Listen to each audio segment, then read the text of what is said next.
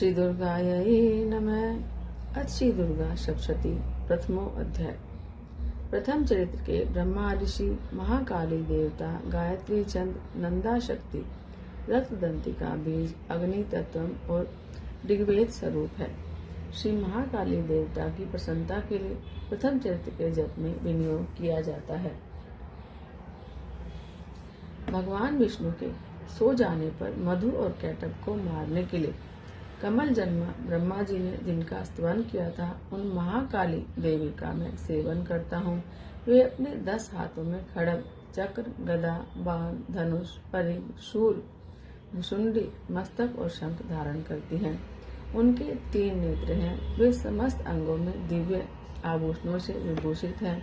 उनके शरीर की कांति नीलमणि के समान है और वे 10 मुख और 10 पैरों से युक्त हैं। ओम नमः चंडिकाय। मार्कंडेय जी बोले, सूर्य के पुत्र सावर्णी, जो 8वें मनु कहे जाते हैं, उनकी उत्पत्ति की कथा विस्तार पूर्वक कहता हूँ, सुनो। सूर्य कुमार महाभाग सावर्णी भगवती महामाया के अनुग्रह से जिस प्रकार मनवंतर के स्वामी हुए, वही प्रसंग सुनाता हूँ। पूर्व काल की बात है। स्वारोचिस मनवंतर में सुरथ नाम के एक राजा थे, जो चैत्र वंश में उत्पन्न हुए थे। उनका समस्त भूमंडल पर अधिकार था। वे प्रजा का अपने औरस पुत्रों की भांति धर्म पूर्वक पालन करते थे।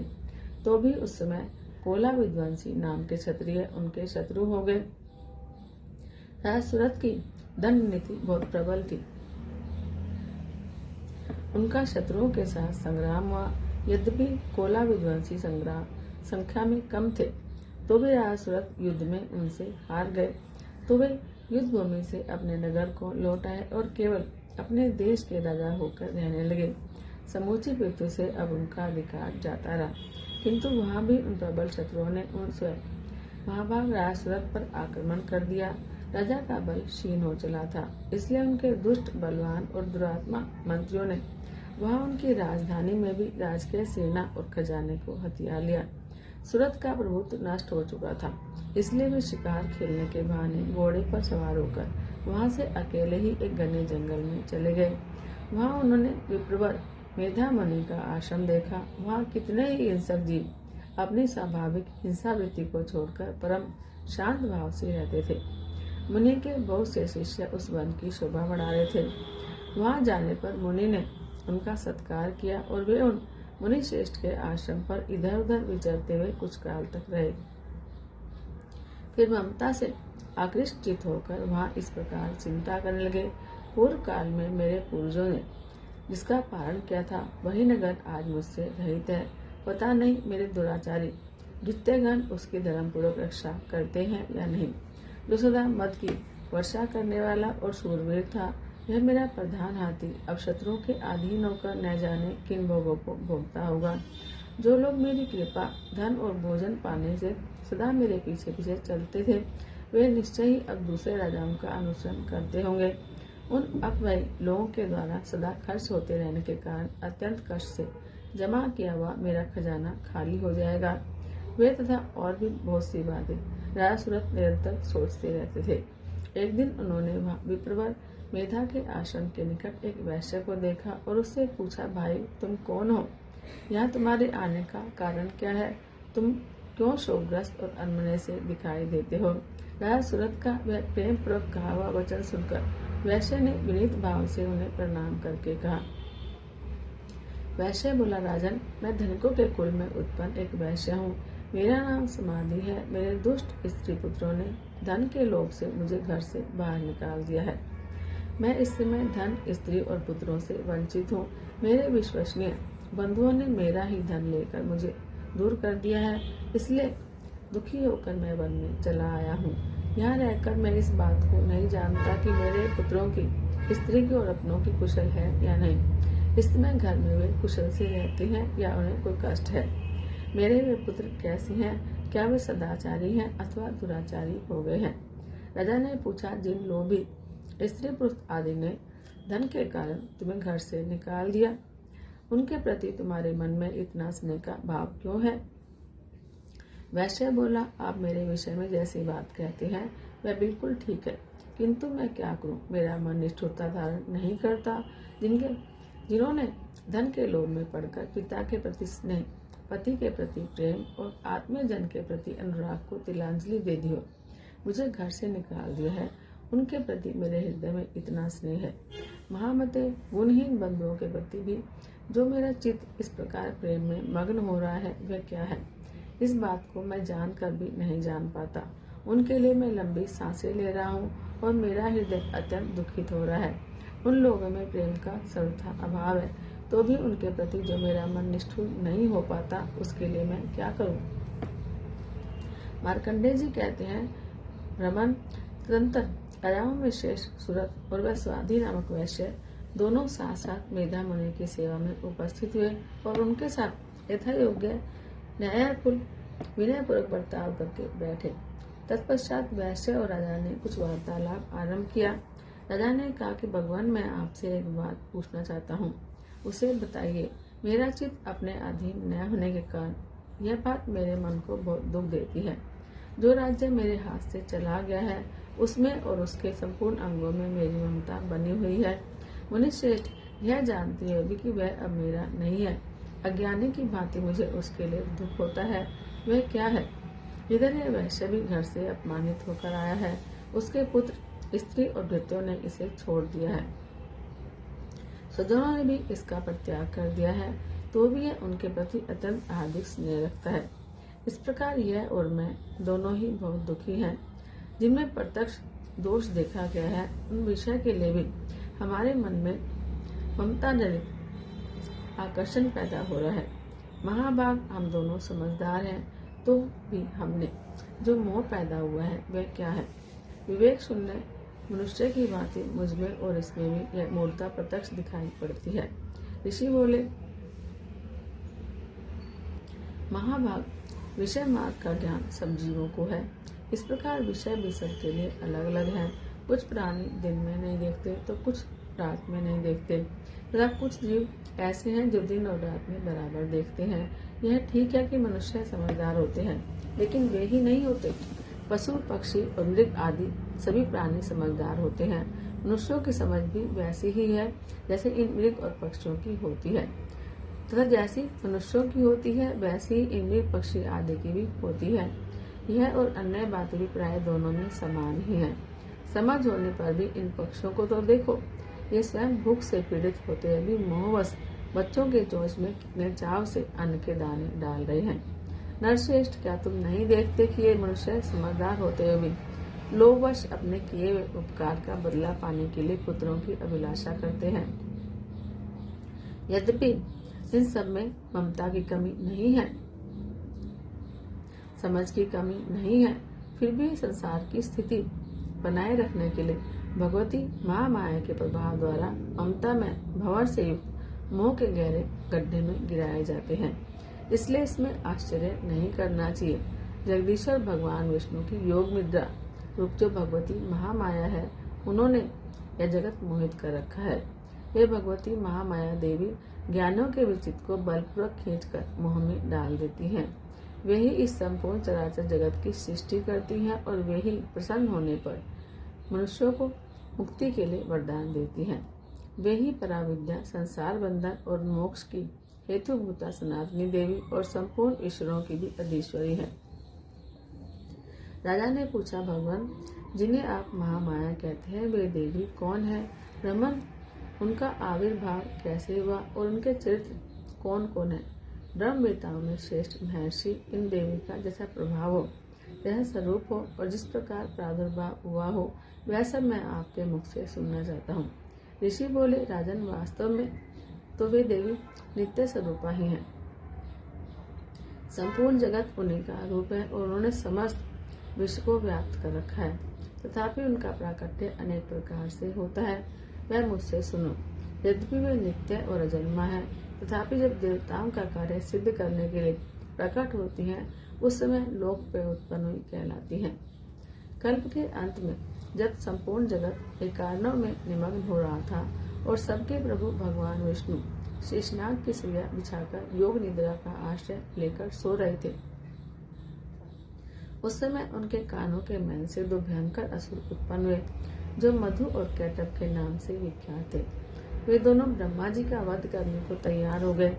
भगवान विष्णु के नाभि कमल में विराजमान प्रजापति ब्रह्मा जी ने जब उन दोनों भयानक असुरों को अपने पास आया और भगवान को सोया हुआ देखा, तब एकाग्रचित होकर उन्होंने भगवान विष्णु को जगाने के लिए उनके नेत्रों में निवास करने वाली योग निद्रा का स्तवन आरंभ किया, जो इस विश्व की अधीश्वरी, जगत को धारण करने वाली, संसार का पालन और संहार करने वाली और तेज स्वरूप भगवान विष्णु की अनुपम शक्ति है। उन्हीं भगवती निद्रा देवी की भगवान ब्रह्मा स्तुति करने लगे। ब्रह्मा जी ने कहा, देवी तुम्ही स्वाहा, तुम्ही स्वधा और तुम्ही उषटकार हो। स्वर भी तुम्हारे ही स्वरूप है। तुम्ही जीवनदायिनी सुधा हो। नित्य अक्षर प्रणव में अकार, उकार, मकार इन 3 मात्राओं के रूप में तुम्हें स्थित हो और इन 3 मात्राओं के अतिरिक्त जो बिंदु रूपा नित्य अर्ध मात्रा है, जिसका विशेष रूप से उच्चारण नहीं किया जा सकता, वह भी तुम ही हो। देवी तुम्ही संध्या, सावित्री और परम जननी हो। देवी तुम्ही इस विश्व ब्रह्मांड को धारण करती हो। तुमसे ही इस जगत की सृष्टि होती है, तुम्ही से इसका पालन होता है और सदा तुम्हें कल्प के अंत में सबको अपना ग्रास बना लेती हो। जगन्मयी देवी, इस जगत की उत्पत्ति के समय तुम सृष्टि रूपा है, पालन काल में स्थिति रूपा हो और कल्पांत के समय संहार रूप धारण करने वाली हो। तुम्ही महाविद्या, महामाया, महामेधा, महास्मृति, महामोह रूपा, महादेवी और महासुरी हो। तुम्ही तीनों गुणों को उत्पन्न करने वाली सबकी प्रकृति हो।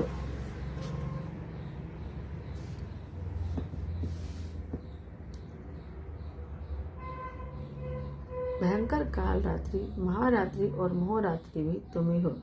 तुम्ही श्री, तुम्ही ईश्वरी, तुम्ही हिरी और तुम्ही बोध स्वरूपा बुद्धि हो। लज्जा, पुष्टि, तुष्टि, शांति और क्षमा भी तुम्ही हो।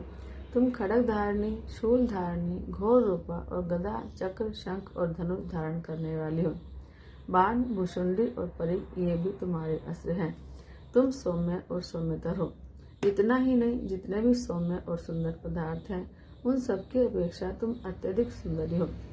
पर और अपर सबसे परे रहने वाली परमेश्वरी तुम ही हो।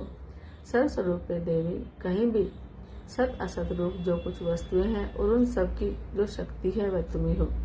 ऐसी अवस्था में तुम्हारी स्तुति क्या हो सकती है? जो इस जगत की सृष्टि, पालन और संहार करते हैं, उन भगवान को भी जब तुमने निद्रा के अधीन कर दिया है, तो तुम्हारी स्तुति करने में यहाँ कौन समर्थ हो सकता है? मुझको, भगवान शंकर को और भगवान विष्णु को भी तुमने ही शरीर धारण कराया है, अतः तुम्हारी स्तुति करने की शक्ति किसमें है? देवी, तुम तो अपने उदार प्रभावों से भी प्रशंसित हो। ये दोनों दुर्धर असुर मधु और कैटब हैं। इनको मोह में डाल दो और जगदीश्वर भगवान विष्णु को शीघ्र ही जगा दो। साथ ही इनके भीतर इन दोनों महान असुरों को मार डालने की बुद्धि उत्पन्न कर दो। ऋषि कहते हैं, राजन, जब ब्रह्मा जी ने वहाँ मधु और कैटब को मारने के उद्देश्य से भगवान विष्णु को जगाने के लिए तमोगुण की अधिष्ठात्री देवी योग निद्रा की इस प्रकार स्तुति की, तब भगवान के नेत्र, मुख, नासिका, बाहु, हृदय और वक्ष स्थल से निकलकर अव्यक्त जन्मा ब्रह्मा जी की दृष्टि के सामने खड़ी हो गई। योग निद्रा से मुक्त होने पर जगत के स्वामी भगवान जनार्दन उस एकार्णव के जल में शेषनाग की शैया से जाग उठे। फिर उन्होंने उन दोनों असुरों को देखा। वे दुरात्मा मधु और कैटब अत्यंत बलवान और पराक्रमी थे और क्रोध से लाल आंखें किए ब्रह्मा जी को खा जाने के लिए उद्योग कर रहे थे। तब भगवान श्रीहरि ने उठकर उन दोनों के साथ 5000 वर्षों तक केवल बाहु युद्ध किया।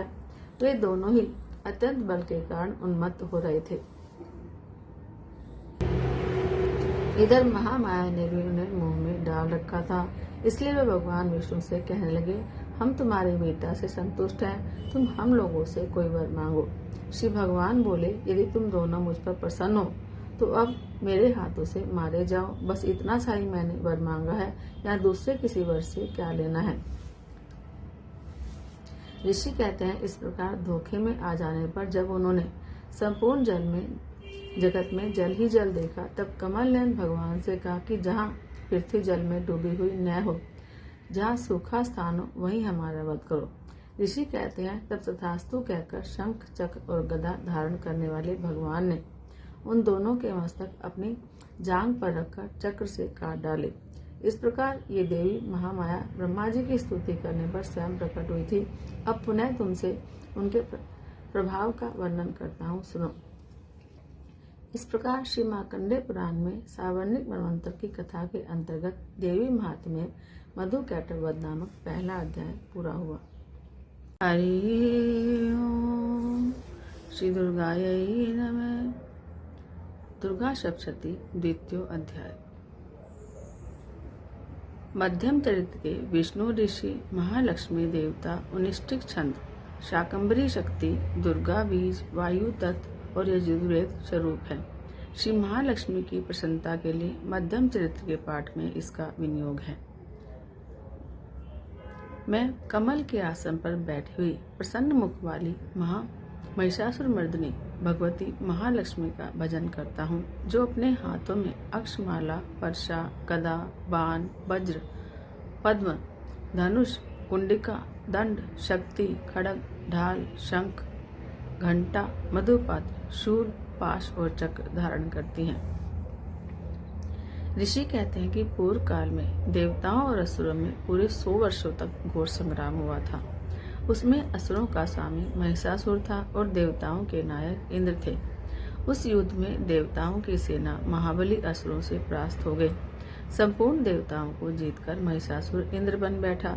तब पराजित देवता प्रजापति ब्रह्मा जी को आगे करके उस स्थान पर गए जहाँ भगवान शंकर और विष्णु विराजमान थे। देवताओं ने महिषासुर के पराक्रम और अपनी पराजय का यथावत वृत्तांत उन दोनों देवेश्वरों से विस्तार पूर्वक कह सुनाया। वे बोले, भगवान महिषासुर सूर्य, इंद्र, अग्नि, वायु, चंद्रमा, यम, वरुण और अन्य देवताओं के भी अधिकार छीनकर स्वयं ही सबका अधिष्ठाता बन बैठा है। उस दुरात्मा महिष ने समस्त देवताओं को स्वर्ग से निकाल दिया है। अब वे मनुष्यों की भांति पृथ्वी पर विचरते हैं। दैत्यों की यह सारी करतूत हमने आप लोगों से कह सुनाई। अब हम आपकी ही शरण में आए हैं, उसके वध का कोई उपाय कीजिए। इस प्रकार देवताओं के वचन सुनकर भगवान विष्णु और शिव ने दैत्यों पर बड़ा क्रोध किया। उनकी भौहें तन गई और मुख टेढ़ा हो गया। तब अत्यंत क्रोध में भरे हुए चक्रपाणी श्री विष्णु जी के मुख से एक महान तेज प्रकट हुआ। इस प्रकार ब्रह्मा, शंकर और इंद्र आदि अन्य देवताओं के शरीर से भी बड़ा भारी तेज निकला। वह सब मिलकर एक हो गया। महान तेज का वह पुंज जाज्वल्यमान पर्वत का समान दिखाई पड़ा। देवताओं ने देखा कि वहां उसकी ज्वालाएं संपूर्ण दिशाओं में व्याप्त हो रही थी। संपूर्ण देवताओं के शरीर से प्रकट हुए उस तेज की कहीं तुलना नहीं थी। एकत्रित होने पर वह एक नारी के रूप में परिणत हो गया और अपने प्रकाश से तीनों लोकों में व्याप्त जान पड़ा। भगवान शंकर का जो तेज था उससे उस दैत्य का मुख प्रकट हुआ। यमराज के तेज से उसके सिर में बाल निकल आए। श्री विष्णु भगवान के तेज से उसकी भुजाएं उत्पन्न हुई। चंद्रमा के तेज से दोनों स्तनों का और इंद्र के तेज से मध्य भाग यानी कि कटी प्रदेश का प्रादुर्भाव हुआ। वरुण के तेज से जंघा और पिंडली और पृथ्वी के तेज से नितंब भाग प्रकट हुए। ब्रह्मा के तेज से दोनों चरण और सूर्य के तेज से उसकी अंगुलियां हुई। वसुओं के तेज से हाथों की उंगलियां और कुबेर के तेज से नासिका प्रकट हुई। उस देवी के दांत प्रजापति के तेज से और तीनों नेत्र अग्नि के तेज से प्रकट हुए। उसकी भौहें संध्या के और कान वायु के तेज से उत्पन्न हुए थे। इस प्रकार अन्य देवताओं के तेज से भी उस कल्याणमयी देवी का आविर्भाव हुआ। तदंतर समस्त देवताओं के तेज पुंज से प्रकट हुई देवी को देखकर महिषासुर के सताए हुए देवता बहुत प्रसन्न हुए। पिनाकधारी भगवान शंकर ने अपने शूल से एक शूल निकालकर उन्हें दिया और फिर भगवान विष्णु ने भी अपने चक्र से चक्र उत्पन्न करके भगवती को अर्पण किया। वरुण ने भी शंख भेंट किया और अग्नि ने उन्हें शक्ति दी और वायु ने धनुष और बाण से भरे हुए 2 तरकश प्रदान किए। सहस्त्र नेत्रों वाले देवराज इंद्र ने अपने वज्र से वज्र उत्पन्न करके दिया और ऐरावत हाथी से उतारकर एक घंटा भी प्रदान किया। यमराज ने काल दंड से दंड और वरुण ने पाश और प्रजापति ने स्फटिक की माला और ब्रह्मा जी ने कमंडलू भेंट किया। सूर्य ने देवी के समस्त रोग कुंभों में अपनी किरणों का तेज भर दिया। वरुण ने उन्हें चमकती हुई ढाल और तलवार दी। क्षीर समुद्र ने उज्जवल हार और कभी जीर्ण न होने वाले 2 दिव्य वस्त्र भेंट किए। साथ ही उन्होंने दिव्य चूड़ामणि, 2 कुंडल, कड़े, उज्ज्वल अर्धचंद्र, सब बाजुओं के लिए केयूर और दोनों चरणों के लिए निर्मल नूपुर, गले की सुंदर हंसली और सब उंगलियों में पहनने के लिए रत्नों की बनी अंगूठियां भी दी। विश्वकर्मा ने उन्हें अत्यंत निर्मल फरसा भेंट किया, साथ ही अनेक प्रकार के अस्त्र और अभेद कवच दिए। इनके सिवा मस्तक और वक्षस्थल पर धारण करने के लिए कभी ने कुम्हलाने वाले कमलों की मालाएं दी। जल्दी ने उन्हें सुंदर कमल का फूल भेंट किया। हिमालय ने सवारी के लिए सिंह और भांति भांति के रत्न समर्पित किए। धनाढ्य अध्यक्ष कुबेर ने मधु से भरा हुआ पान पात्र दिया और संपूर्ण नागों के राजा शेष ने, जो इस पृथ्वी को धारण करते हैं, उन्हें बहुमूल्य मणियों से विभूषित नागहार भेंट किया। इसी प्रकार अन्य देवताओं ने भी आभूषण और अस्त्र शस्त्र देकर देवी का सम्मान किया। तत्पश्चात उन्होंने बारंबार अट्टहास पूर्वक उच्च स्वर से गर्जना की। उनके भयंकर नाद से संपूर्ण आकाश गूंज उठा। देवी का वह अत्यंत उच्च स्वर से किया हुआ सिंहनाद कहीं समा नहीं सका। आकाश उसके सामने छोटा प्रतीत होने लगा। उससे बड़े जोर की प्रतिध्वनि हुई, जिससे संपूर्ण विश्व में हलचल मच गई और समुद्र कांप उठे। पृथ्वी डोलने लगी और समस्त पर्वत हिलने लगे। उस समय देवताओं ने अत्यंत प्रसन्नता के साथ सिंहवाणी भवानी से कहा, देवी तुम्हारी जय हो। साथ ही महर्षियों ने भक्ति भाव से विनम्र होकर उनका स्तवन किया। संपूर्ण त्रिलोकी को शोकग्रस्त देकर दैत्यगण अपनी समस्त सेना को कवच आदि से सुसज्जित कर हाथों में हथियार ले सहसा उठकर खड़े हो गए। उस समय महिषासुर ने बड़े क्रोध में आकर कहा, ये क्या हो रहा है? फिर वह संपूर्ण अश्रों से घिरकर उस सिंहनाद की ओर लक्ष्य करके दौड़ा और आगे पहुंचकर उसने देवी को देखा, जो अपनी प्रभा से तीनों लोकों को प्रकाशित कर रही थी। उनके चरणों के भार से पृथ्वी दबी जा रही थी। माथे के मुकुट से आकाश में रेखा सी खिंच रही थी और वे अपने धनुष की टंकार से सातों पातालों को शुद्ध किए देती थी। देवी अपनी हजारों भुजाओं से संपूर्ण दिशाओं को आच्छादित करके खड़ी थी। फिर उनके साथ दैत्यों का युद्ध छिड़ गया। नाना प्रकार के अस्त्र शस्त्रों के प्रहार से संपूर्ण दिशाएं उद्भासित होने लगी। चिक्षुर नामक महान असुर महिषासुर का सेनानायक था। वह देवी के साथ युद्ध करने लगा।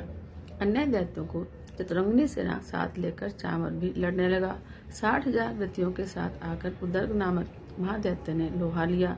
1 करोड़ रथियों को साथ लेकर महाहनु नामक दैत्य युद्ध करने लगा, जिसके रोए तलवार के समान तीखे थे।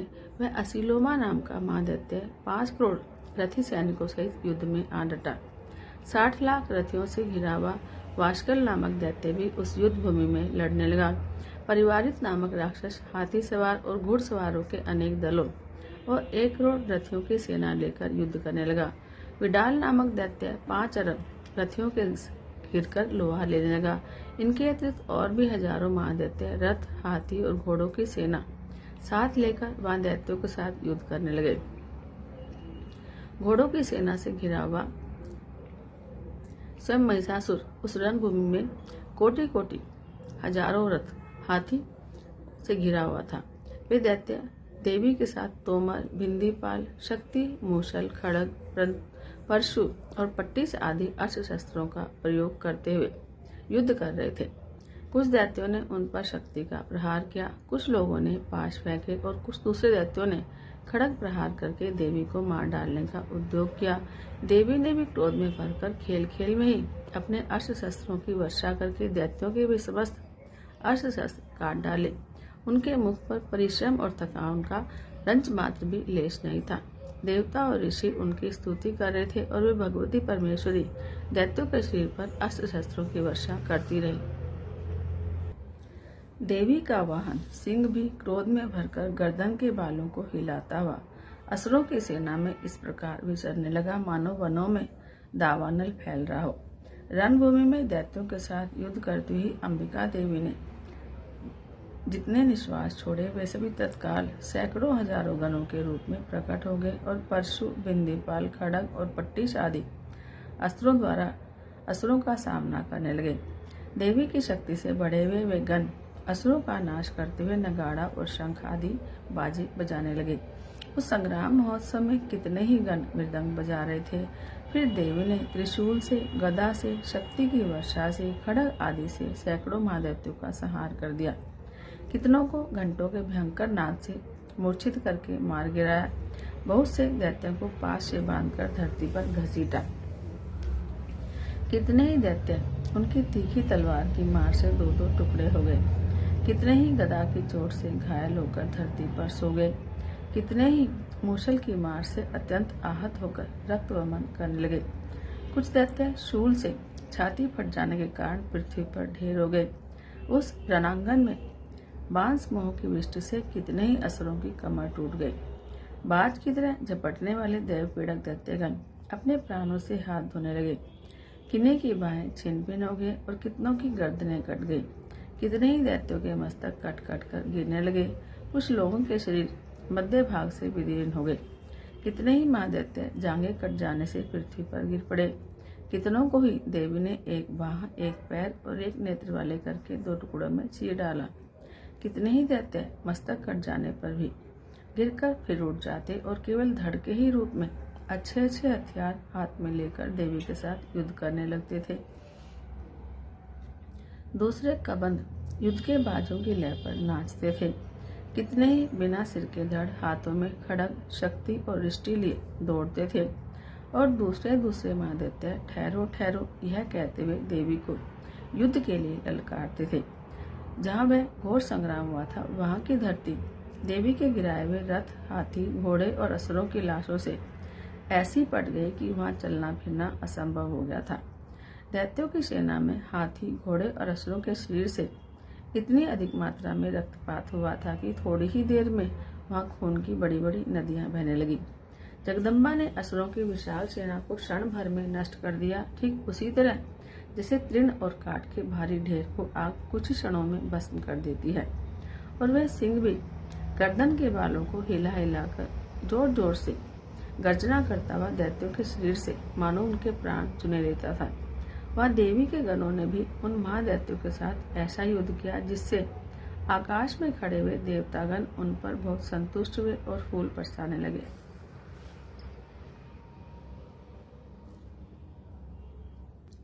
इस प्रकार श्री मार्कंडेय पुराण में सावर्णिक मनवंतर की कथा के अंतर्गत देवी महात्म्य में महिषासुर की सेना का वध नामक दूसरा अध्याय संपूर्ण हुआ। हरि ओम, हरि ओम। श्री दुर्गायै नमः। श्री दुर्गा सप्तशती तृतीय अध्याय। जगदम्बा के श्री अंगों की कांति उदय काल के सहस्त्रों सूर्यों के समान है।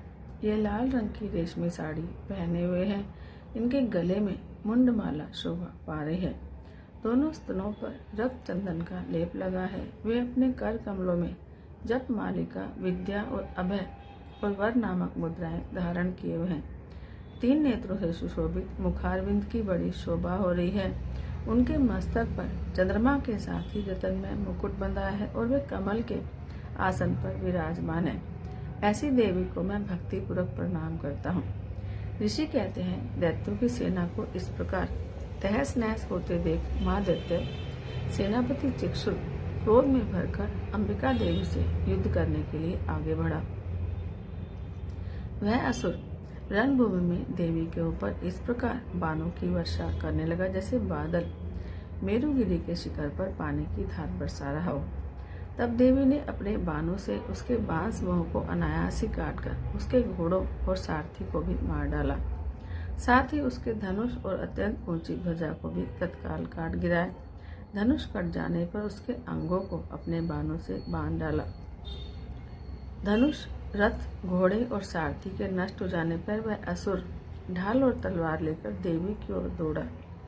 उसने तीखी धार वाली तलवार से सिंह के मस्तक पर चोट करके देवी की भी बाएं भुजा से बड़े वेग से प्रहार किया। राजन, देवी की बाह पर पहुंचते ही वह तलवार टूट गई। फिर तो क्रोध से लाल आंखें करके उस राक्षस ने शूल हाथ में लिया और उसे उस महादैत्य ने भगवती भद्रकाली के ऊपर चलाया। वह शूल आकाश से गिरते हुए सूर्य मंडल की भांति अपने तेज से प्रज्वलित हो उठा। उस शूल को अपनी ओर आते देख देवी ने भी शूल का प्रहार किया। उससे राक्षस के शूल के हजारों टुकड़े हो गए और साथ ही महादैत्य चिक्षुर की भी धज्जियां उड़ गई और वह प्राणों से हाथ धो बैठा। महिषासुर के सेनापति उस महापराक्रमी चिक्षुर के मारे जाने पर देवताओं को पीड़ा देने वाला चांबर हाथी पर चढ़कर आया। उसने भी देवी के ऊपर शक्ति का प्रहार किया, किंतु जगदम्बा ने उसे अपने हुंकार से ही आहत और निष्प्रभ करके तत्काल पृथ्वी पर गिरा दिया। शक्ति टूट कर गिरी हुई देख चांबर को बड़ा क्रोध हुआ। अब उसने शूल चलाया, किंतु देवी ने उसे भी अपने बाणों द्वारा काट दिया। इतने में ही देवी का सिंह उछलकर हाथी के मस्तक पर चढ़ बैठा और उस दैत्य के साथ खूब जोर लगाकर बाहु युद्ध करने लगा। वे दोनों लड़ते लड़ते हाथी से पृथ्वी पर आ गए। अत्यंत क्रोध में भरकर एक दूसरे पर बड़े भयंकर प्रहार करते हुए लड़ने लगे। फिर सिंह बड़े वेग से आकाश की ओर उछला और उधर से गिरते समय उसने पंजों की मार से चामर का सिर धड़ से अलग कर दिया। इस प्रकार उधर भी शिला और वृक्ष आदि की मार खाकर रणभूमि में देवी के हाथ से मारा गया और कराल भी दांतों, मुक्क और थप्पड़ों की चोट से धराशायी हो गया। क्रोध में भरी हुई देवी ने गदा की चोट से उद्धत का कचूमर निकाल दिया, बिंदीपाल से वाशकल को और बाणों से ताम्र और अंधक को मौत के घाट उतार दिया। 3 नेत्र वाली परमेश्वरी ने त्रिशूल से उग्राश्य, उग्रवीर्य और महाअनु नामक दैत्य को मार दिया। तलवार की चोट से विडाल के मस्तक को धड़ से काट दिया। दुर्धर और दुर्मुख इन दोनों को भी अपने बाणों से यमलोक भेज दिया। इस प्रकार अपनी सेना का संहार होता देखकर महिषासुर ने भैंसे का रूप धारण करके देवी के गणों को त्रास देना आरंभ किया। किन्हीं को थूथन की मार से, किन्हीं के ऊपर खुरों का प्रहार करके, किन्हीं को पूंछ से चोट पहुंचाकर, किसी को सींगों से विदीर्ण करके, कुछ गणों को वेग से और किन्हीं को सिंहनाद से, कुछ को चक्कर देकर और कितनों को निश्वास वायु के झोंकों से धराशायी कर दिया। इस प्रकार गणों की सेना को गिराकर वह असुर महादेवी के सिंह को मारने के लिए झपटा। इससे जगदम्बा को बड़ा क्रोध आया। उधर महापराक्रमी महिषासुर भी क्रोध में भरकर धरती को खुरों से खोदने लगा और अपने सींगों से ऊंचे ऊंचे पर्वतों को उठाकर फेंकने और गरजने लगा। उसके वेग से चक्कर देने के कारण पृथ्वी शुद्ध होकर फटने लगी। उसकी पूंछ से टकराकर समुद्र सब ओर से धरती को डुबोने लगा। हिलते हुए सींगों के आघात से विदीर्ण होकर बादलों के टुकड़े टुकड़े हो गए। उसके श्वास की प्रचंड वायु के वेग से उड़े हुए सैकड़ों पर्वत आकाश से गिरने लगे। इस प्रकार क्रोध में भरे हुए उस महादैत्य को अपनी ओर आते देख चंडिका ने उसका वध करने के लिए महान क्रोध किया। उन्होंने पाश फेंककर उस महान असुर को बांध लिया। उस महासंग्राम में बन जाने पर उसने भैंसे का रूप त्याग दिया और तत्काल सिंह के रूप में वह प्रकट हो गया। उस अवस्था में जगदम्बा जो ही उसका मस्तक काटने के लिए तैयार हुई, त्यों ही वह खड़गधारी पुरुष के रूप में दिखाई पड़ने लगा। तब देवी ने तुरंत ही बाणों की वर्षा करके ढाल और तलवार के साथ उसके पुरुष रूप को भी बीन डाला। इतने में वह मान गजराज के रूप में परिणत हो गया। तब अपनी सूंड से देवी के विशाल सिंह को गजने और खींचने लगा। खींचते समय देवी ने तलवार से उसकी सूंड काट डाली। तब उस महादैत्य ने पुनः भैंसे का शरीर धारण कर लिया और पहले की ही भांति चराचर प्राणियों सहित तीनों लोगों को व्याकुल करने लगा। तब क्रोध में भरी हुई जगत माता चंडिका बारंबार उत्तम मधु का पान करने और लाल आंखें करके हंसने लगी। उधर वह बल और पराक्रम के मद से उत्पन्न हुआ राक्षस गरजने लगा और अपने सींगों से चंडी के ऊपर पर्वतों को फेंकने लगा। उस समय देवी अपने बाणों के समूह से उसके फेंके हुए पर्वतों को चूर्ण करती हुई बोली। बोलते समय उनका मुख मधु के मद से लाल हो रहा था और वाणी लड़खड़ा रही थी। देवी ने कहा, ओ मूढ़, मैं जब तक मधु पीती हूँ तब तक तू क्षण भर के लिए खूब गज ले। मेरे हाथ से यहाँ तेरी मृत्यु हो जाने पर अब शीघ्र ही देवता गर्जना करेंगे। ऋषि कहते हैं, यूं कहकर देवी उछली और उस महादैत्य के ऊपर चढ़ गई। फिर अपने पैर से उसे दबाकर उन्होंने शूल से उसके कंठ में आघात किया। उनके पैर से दबा होने पर भी महिषासुर अपने मुख से दूसरे रूप में बाहर आने लगा। अभी वह आधा ही बाहर निकल पाया था कि देवी ने अपने प्रभाव से उसको रोक दिया। आधा निकला होने पर भी वह महादैत्य देवी से युद्ध करने लगा। तब देवी ने बहुत बड़ी तलवार से उसका मस्तक काट गिराया। फिर तो हाहाकार करती हुई दैत्यों की सारी सेना भाग गई और संपूर्ण देवता अत्यंत प्रसन्न हो गए। देवताओं ने दिव्या महर्षियों के साथ दुर्गा देवी का स्तवन किया और गंधर्वराज गाने लगे और अप्सराएं नृत्य करने लगी। इस प्रकार श्री मार्कंडेय पुराण में सावर्णिक मनवंतर की कथा के अंतर्गत देवी महात्म्य में महिषासुर वध नामक तीसरा अध्याय संपूर्ण हुआ। हरि ओम हरि ओम। श्री दुर्गा सप्तशती चतुर्थ अध्याय। सिद्धि की इच्छा रखने वाले पुरुष जिनकी सेवा करते हैं और देवता जिन्हें सब ओर से घेरे रहते हैं, उन जया नाम वाली दुर्गा देवी का ध्यान करें। उनके श्री अंगों की आभा काले मेघ के समान श्याम है। वे अपने कटाक्षों से शत्रु समूह को भय प्रदान करती हैं। उनके मस्तक पर आबद्ध चंद्रमा की रेखा शोभा पाती है। वे अपने हाथों में शंख, चक्र, कृपाण और शूल धारण करती हैं। उनके 3 नेत्र हैं। वे सिंह के कंधे पर चढ़ी हुई हैं और अपने तेज से तीनों लोकों को परिपूर्ण कर रही हैं।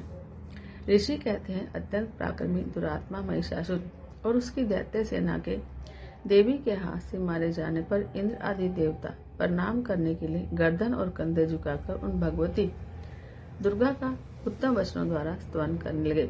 उस समय उनके सुंदर अंगों में अत्यंत हर्ष के साथ रोमांच हो आया था। देवता बोले, संपूर्ण देवताओं की शक्ति का समुदाय ही जिनका स्वरूप है और जिन देवी ने अपनी शक्ति से संपूर्ण जगत को व्याप्त कर रखा है, समस्त देवताओं और महर्षियों की पूजनीय उन जगदम्बा को हम भक्ति पूर्वक नमस्कार करते हैं। वे हम लोगों का कल्याण करें। जिनके अनुपम प्रभाव और बल का वर्णन करने में भगवान शेषनाग, ब्रह्मा जी और महादेव जी भी समर्थ नहीं है। वे भगवती चंडिका संपूर्ण जगत का पालन और अशुभ भय का नाश करने का विचार करें।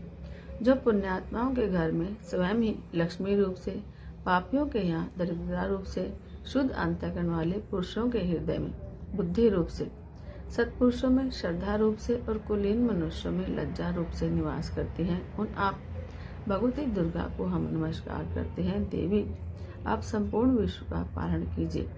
देवी, आपके इस अचिंत्य रूप का, असुरों का नाश करने वाले भारी पराक्रम का और समस्त देवताओं और दैत्यों के समक्ष युद्ध में प्रकट किए हुए आपके अद्भुत चरित्रों का हम किस प्रकार वर्णन करें। आप संपूर्ण जगत की उत्पत्ति में कारण हैं।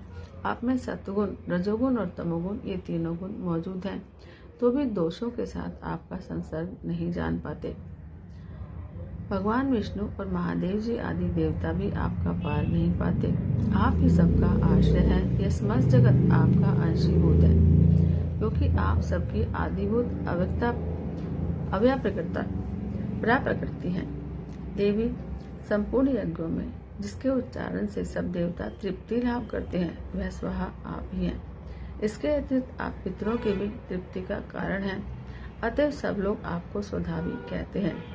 देवी, जो मोक्ष की प्राप्ति का साधन है, अचिंत्य महाव्रत स्वरूपा है, समस्त दोषों से रहित, जितेंद्रिय, तत्व को ही सार वस्तु मानने वाले और मोक्ष की अभिलाषा रखने वाले मुनिजन जिनका अभ्यास करते हैं, वह भगवती पराविद्या आप ही हैं। आप शब्द स्वरूप हैं, अत्यंत निर्मल, ऋग्वेद, यजुर्वेद और उद्गीत के मनोहर पदों के पाठ से युक्त, सामवेद का भी आधार आप ही हैं। आप देवी, त्रयी और भगवती यानी कि तीनों वेदों और 6 ऐश्वर्यों से युक्त हैं। इस विश्व की उत्पत्ति और पालन के लिए आप ही वार्ता यानी कि खेती और आजीविका के रूप में प्रकट हुई हैं। आप संपूर्ण जगत की घोर पीड़ा का नाश करने वाली हैं। देवी, जिससे समस्त शास्त्रों के सार का ज्ञान होता है, वह मेधा शक्ति आप ही हैं। दुर्गम भव सागर से पार उतारने वाली नौका रूप दुर्गा देवी भी आप ही हैं। आपकी कहीं भी आसक्ति नहीं है। कैटभ के शत्रु भगवान विष्णु के वक्ष स्थल में एकमात्र निवास करने वाली भगवती लक्ष्मी और भगवान चंद्रशेखर द्वारा सम्मानित गौरी देवी भी आप ही हैं। आपका मुख मंद मुस्कान से सुशोभित, निर्मल, पूर्ण चंद्रमा के बिंब का अनुकरण करने वाला और उत्तम स्वर्ण की मनोहर कांति से कमनीय है। तो भी उसे देखकर महिषासुर को क्रोध हुआ और सहसा उसने उस पर प्रहार कर दिया। यह बड़े आश्चर्य की बात है।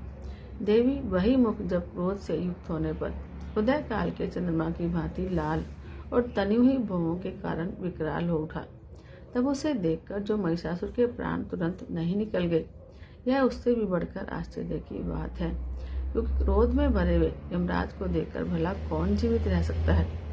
देवी आप प्रसन्न हो।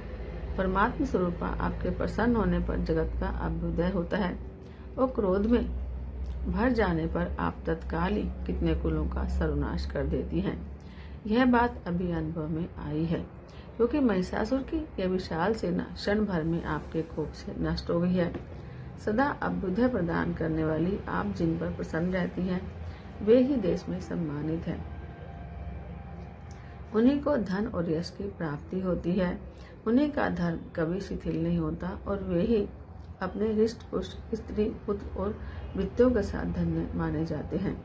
देवी आपकी ही कृपा से पुण्यात्मा पुरुष प्रतिदिन अत्यंत श्रद्धापूर्वक सदा सब प्रकार के धर्मानुकूल कर्म करता है और उसके प्रभाव से स्वर्गलोक में जाता है। इसलिए आप तीनों लोकों में निश्चय ही मनोवांछित फल देने वाली है। माँ दुर्गे आप स्मरण करने पर सब प्राणियों का भय हर लेती हैं और स्वस्थ पुरुषों द्वारा चिंतन करने पर उन्हें परम कल्याण में बुद्धि प्रदान करती हैं। दुख, दरिद्रता और भय हरने वाली देवी आपके सिवाय कौन है, जिसका चित्त सबका उपकार करने के लिए सदा ही दया से भरा रहता हो। देवी, इन राक्षसों के मारने से संसार को सुख मिले और ये राक्षस चिरकाल तक नरक में रहने के लिए भले ही पाप करते रहे हों, इस समय संग्राम में मृत्यु को प्राप्त होकर स्वर्ग लोक में जाएं, निश्चय यही सोचकर आप शत्रुओं का वध करती हैं। आप शत्रुओं पर शस्त्रों का प्रहार क्यों करती हैं? समस्त अस्त्रों को दृष्टिपात मात्र से ही भस्म क्यों नहीं कर देती? इसमें एक रहस्य है। ये शत्रु भी हमारे शस्त्रों से पवित्र होकर उत्तम लोकों में जाएं, इस प्रकार उनके लिए भी आपका विचार अत्यंत उत्तम रहता है। खड्ग के तेज पुंज की भयंकर दीप्ति से और आपके त्रिशूल के अग्रभाग की घनीभूत प्रभा से धुंधियाकर जो असुरों की आंखें फूट नहीं गई, उसमें कारण यही था कि वे मनोहर रश्मियों से युक्त चंद्रमा के समान आनंद प्रदान करने वाले आपके इस सुंदर मुख का दर्शन करते थे। देवी, आपका शील दुराचारियों के बुरे बर्ताव को दूर करने वाला है। साथ ही यह रूप ऐसा है जो कभी चिंतन में नहीं आ सकता और जिसकी कभी दूसरों से तुलना भी नहीं हो सकती, तथा आपका बल और पराक्रम तो उन दैत्यों का भी नाश करने वाला है जो कभी देवताओं के पराक्रम को भी नष्ट कर चुके थे। इस प्रकार आपने शत्रुओं पर भी अपनी दया ही प्रकट की है। वरदायिनी देवी, आपके इस पराक्रम की किसके साथ तुलना हो सकती है और शत्रुओं को भय देने वाला और अत्यंत मनोहर ऐसा रूप भी आपके सिवाय और कहाँ है। हृदय में कृपा और युद्ध में निष्ठुरता, ये दोनों बातें तीनों लोकों के भीतर केवल आप में ही देखी गई हैं। माता, आपने शत्रुओं का नाश करके इन समस्त त्रिलोकी की रक्षा की है। उन शत्रुओं को भी युद्ध भूमि में मारकर स्वर्गलोक में पहुंचाया है और उन्मत्त दैत्यों से प्राप्त होने वाले हम लोगों के भय को भी दूर कर दिया है। आपको हमारा नमस्कार है। देवी, आप शूल से हमारी रक्षा करो। अंबिके, आप खड्ग से हमारी रक्षा करो और घंटा की ध्वनि और धनुष की टंकार से भी हम लोगों की रक्षा करो।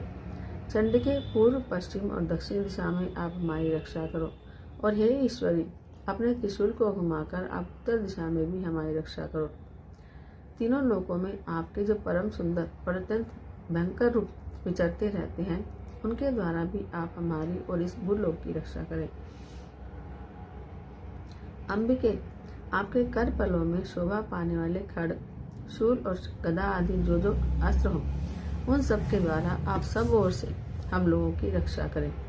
ऋषि कहते हैं, इस प्रकार जब देवताओं ने जगन माता दुर्गा की स्तुति की और नंदन वन के दिव्य पुष्पों और गंध चंदन आदि के द्वारा उनका पूजन किया, फिर सबने मिलकर जब भक्तिपूर्वक दिव्य धूपों की सुगंध निवेदन की, तब देवी ने प्रसन्न होकर प्रणाम करते हुए उन देवताओं से कहा।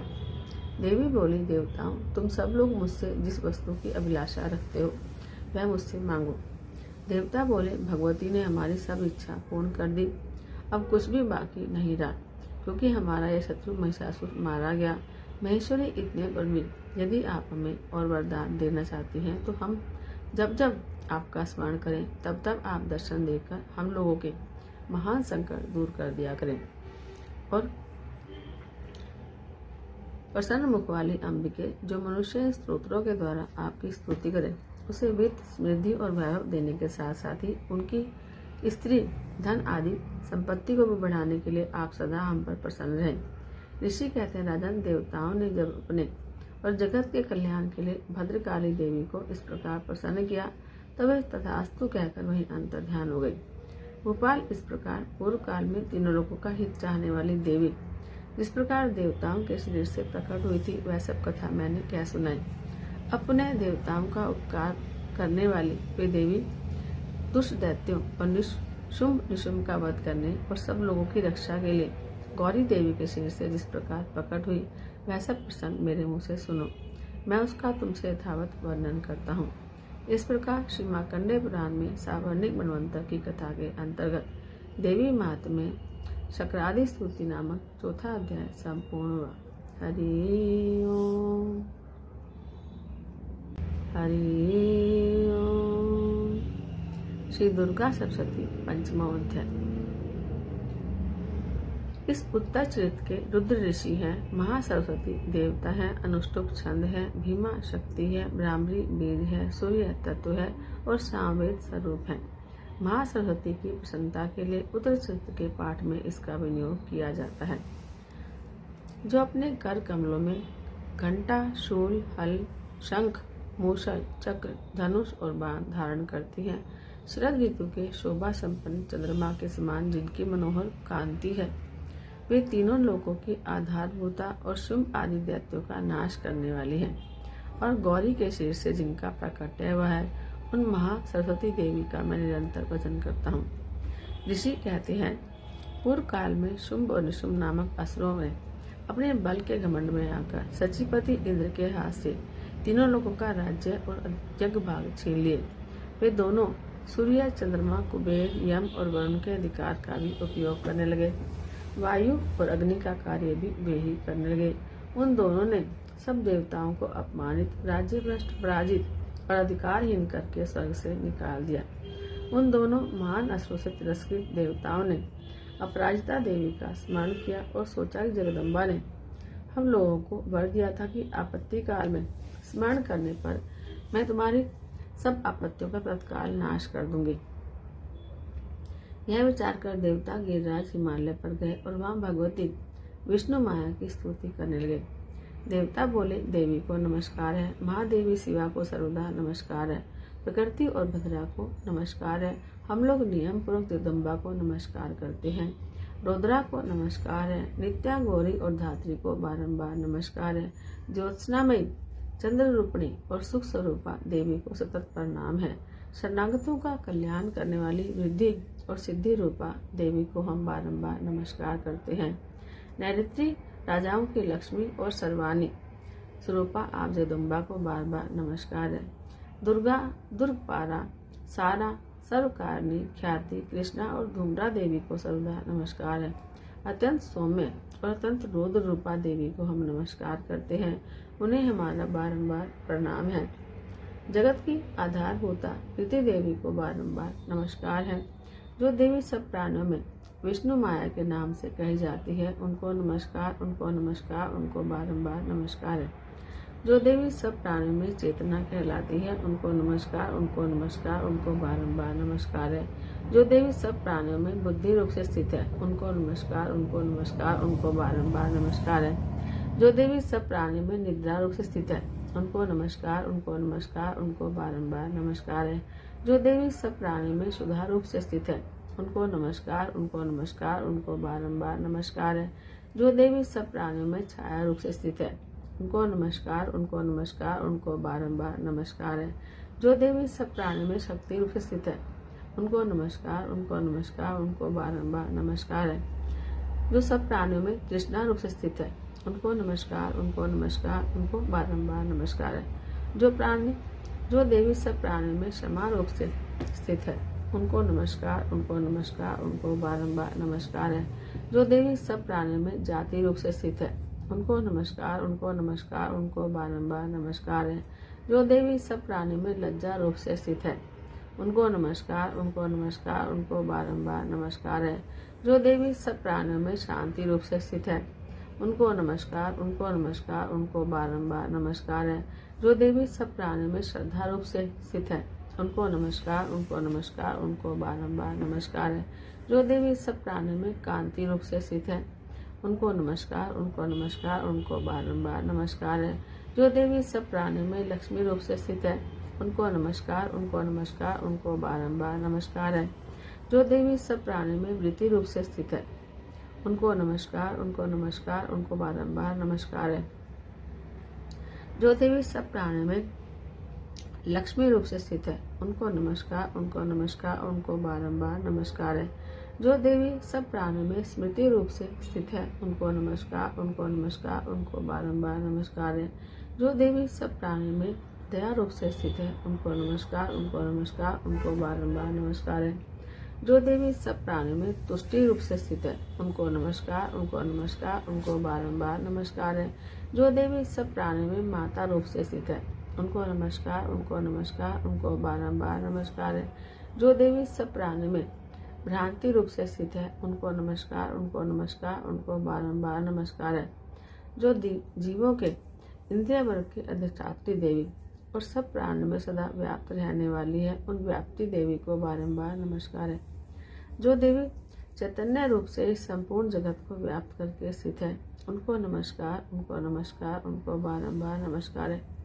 पूर्व काल में अपने अभीष्ट की प्राप्ति होने से देवताओं ने जिनकी स्तुति की और देवराज इंद्र ने बहुत दिनों तक जिनका सेवन किया, वह कल्याण की साधन भूता ईश्वरी हमारा कल्याण और मंगल करे और सारी आपत्तियों का नाश कर दे। उद्दंड दैत्यों के सताए हुए हम सभी देवता जिन परमेश्वरी को इस समय नमस्कार करते हैं और जो भक्ति से विनम्र पुरुषों द्वारा स्मरण की जाने पर तत्काल ही संपूर्ण विपत्तियों का नाश कर देती है, वे जगदम्बा हमारा संकट दूर करे। ऋषि कहते हैं, राजन, इस प्रकार जब देवता स्तुति कर रहे थे, उस समय पार्वती देवी गंगा जी के जल में स्नान करने के लिए वहां आई। उन सुंदर भुवों वाली भगवती ने देवताओं से पूछा, आप लोग यहाँ किसकी स्तुति करते हैं? तब उन्हीं के शरीर कोश से प्रकट हुई शिवा देवी बोली, शुंभ दैत्य से तिरस्कृत और युद्ध में निशुंभ से पराजित हो यहाँ एकत्रित हुए समस्त देवता मेरी ही स्तुति कर रहे हैं। पार्वती के शरीर कोश से अंबिका का प्रादुर्भाव हुआ, इसलिए वे समस्त लोकों में कोशिकी नाम से जाने जाती हैं। कोशिकी के प्रकट होने के बाद पार्वती देवी का शरीर काले रंग का हो गया, अतः वे हिमालय पर रहने वाली कालिका देवी के नाम से विख्यात हुई। फिर शुंभ निशुंभ के भृत्य चंडमूड वहां आए, उन्होंने परम मनोहर रूप धारण करने वाली अंबिका देवी को देखा। फिर वे शुंभ के पास जाकर बोले, महाराज, एक अत्यंत मनोहर स्त्री है जो अपनी दिव्य कांति से हिमालय को प्रकाशित कर रही है।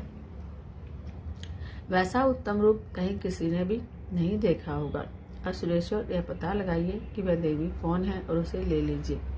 स्त्रियों में तो वह रत्न है, उसका प्रत्येक अंग बहुत ही सुंदर है और वह अपने श्रीअंगों की प्रभा से संपूर्ण दिशाओं में प्रकाश फैला रही है। दैत्यराज अभी वह हिमालय पर ही मौजूद है, आप उसे देख सकते हैं। प्रभु, तीनों लोकों में मणि, हाथी और घोड़े आदि जितने भी रत्न हैं, वे सब इस समय आपके घर में शोभा पाते हैं। हाथी में रत्नभूत ऐरावत, यह पारिजात का वृक्ष और उच्च श्रवा घोड़ा, यह सब आपने इंद्र से ले लिया है। हंसों से जुता हुआ यह विमान भी आपके आंगन में शोभा पाता है। यह रत्नभूत अद्भुत विमान जो पहले ब्रह्मा जी के पास था, अब आपके यहाँ लाया गया है। यह महापद्म नामक निधि आप कुबेर से छीन लाए हैं। समुद्र ने भी आपको किंजलकिनी नाम की माला भेंट की है, जो केशरों से सुशोभित है और जिसके कमल कभी कुम्हलाते नहीं हैं। स्वर्ण की वर्षा करने वाला वरुण का छत्र भी आपके घर में शोभा पाता है और यह श्रेष्ठ रथ जो पहले प्रजापति के अधिकार में था, वह आपके पास मौजूद है। दैत्येश्वर, मृत्यु की उत्कांतिदा नाम वाली शक्ति भी आपने छीन ली है और वरुण का पाश और समुद्र में होने वाले सब प्रकार के रत्न आपके भाई निशुंभ के अधिकार में है। अग्नि ने भी स्वतः शुद्ध किए हुए 2 वस्त्र आपकी सेवा में समर्पित किए हैं। दैत्यराज, इस प्रकार सभी रत्न आपने एकत्र कर लिए हैं। फिर जो यह स्त्रियों में रत्न रूप कल्याणमयी देवी है, उसे आप क्यों नहीं अपने अधिकार में कर लेते। ऋषि कहते हैं, चंडमूड का यह वचन सुनकर शुंभ ने मां दैत्य सुग्रीव को दूत बनाकर देवी के पास भेजा और कहा कि तुम मेरी आज्ञा से उसके सामने ये सब बातें कहना और ऐसा उपाय करना जिससे प्रसन्न होकर वह शीघ्र ही यहाँ आ जाए। वह दूत पर्वत के अत्यंत रमणीय क्षेत्र में जहाँ देवी मौजूद थी वहां पर गया और मधुर वाणी से कोमल स्वर में बोला। दूत बोला, देवी दैत्यराज शुंभ इस समय तीनों लोकों के परमेश्वर हैं। मैं उन्हीं का भेजा हुआ दूत हूँ और यहाँ तुम्हारे ही पास आया हूँ। उनकी आज्ञा सदा सब देवता एक स्वर से मानते हैं, कोई उसका उल्लंघन नहीं कर सकता। वे संपूर्ण देवताओं को परास्त कर चुके हैं। उन्होंने तुम्हारे लिए जो संदेश दिया है उसे सुनो। संपूर्ण त्रिलोकी मेरे अधिकार में है, देवता भी मेरी आज्ञा के अधीन चलते हैं। संपूर्ण यज्ञों के भागों को मैं ही पृथक पृथक भोगता हूँ। तीनों लोकों में जितने श्रेष्ठ रत्न हैं वे सब मेरे अधिकार में हैं। देवराज इंद्र का वाहन ऐरावत जो हाथियों में रत्न के समान है मैंने छीन लिया है। क्षीर सागर का मंथन करने से जो आशु रत्न उच्च स्वर प्रकट हुआ था उसे देवताओं ने मेरे पैरों में पड़कर समर्पित किया है। सुंदरी, इनके सिवा और भी जितने रत्नभूत पदार्थ देवताओं, गंधर्वों और नागों के पास थे वे सब मेरे ही पास आ गए हैं। देवी, हम लोग तुम्हें संसार की स्त्रियों में रत्न मानते हैं, अतः तुम हमारे पास आ जाओ, क्योंकि रत्नों का उपभोग करने वाले हम ही हैं। चंचल कटाक्षों वाली सुंदरी, तुम मेरी या मेरे भाई निशुंभ की सेवा में आ जाओ। वह बड़ा महापराक्रमी है, क्योंकि तुम रत्न स्वरूपा हो। मेरा वर्ण करने से तुम्हें तुलना रहित महान ऐश्वर्य की प्राप्ति होगी। अपनी बुद्धि से यह विचार कर तुम मेरी पत्नी बन जाओ। ऋषि कहते हैं, दूत के यूं कहने पर कल्याणमयी भगवती दुर्गा देवी जो इस जगत को धारण करती है मन ही मन गंभीर भाव से मुस्कुराई और इस प्रकार बोली। देवी ने कहा कि दूत, तुमने सच्ची बात कही है, इसमें तनिक भी मिथ्या नहीं है। शुंभ तीनों लोकों का स्वामी है और निशुंभ भी उसी के समान पराक्रमी है, किंतु इस विषय में मैंने जो प्रतिज्ञा कर ली है उसे मिथ्या कैसे करूं। मैंने अपनी अल्प बुद्धि के कारण पहले से जो प्रतिज्ञा कर रखी है उसे सुनो।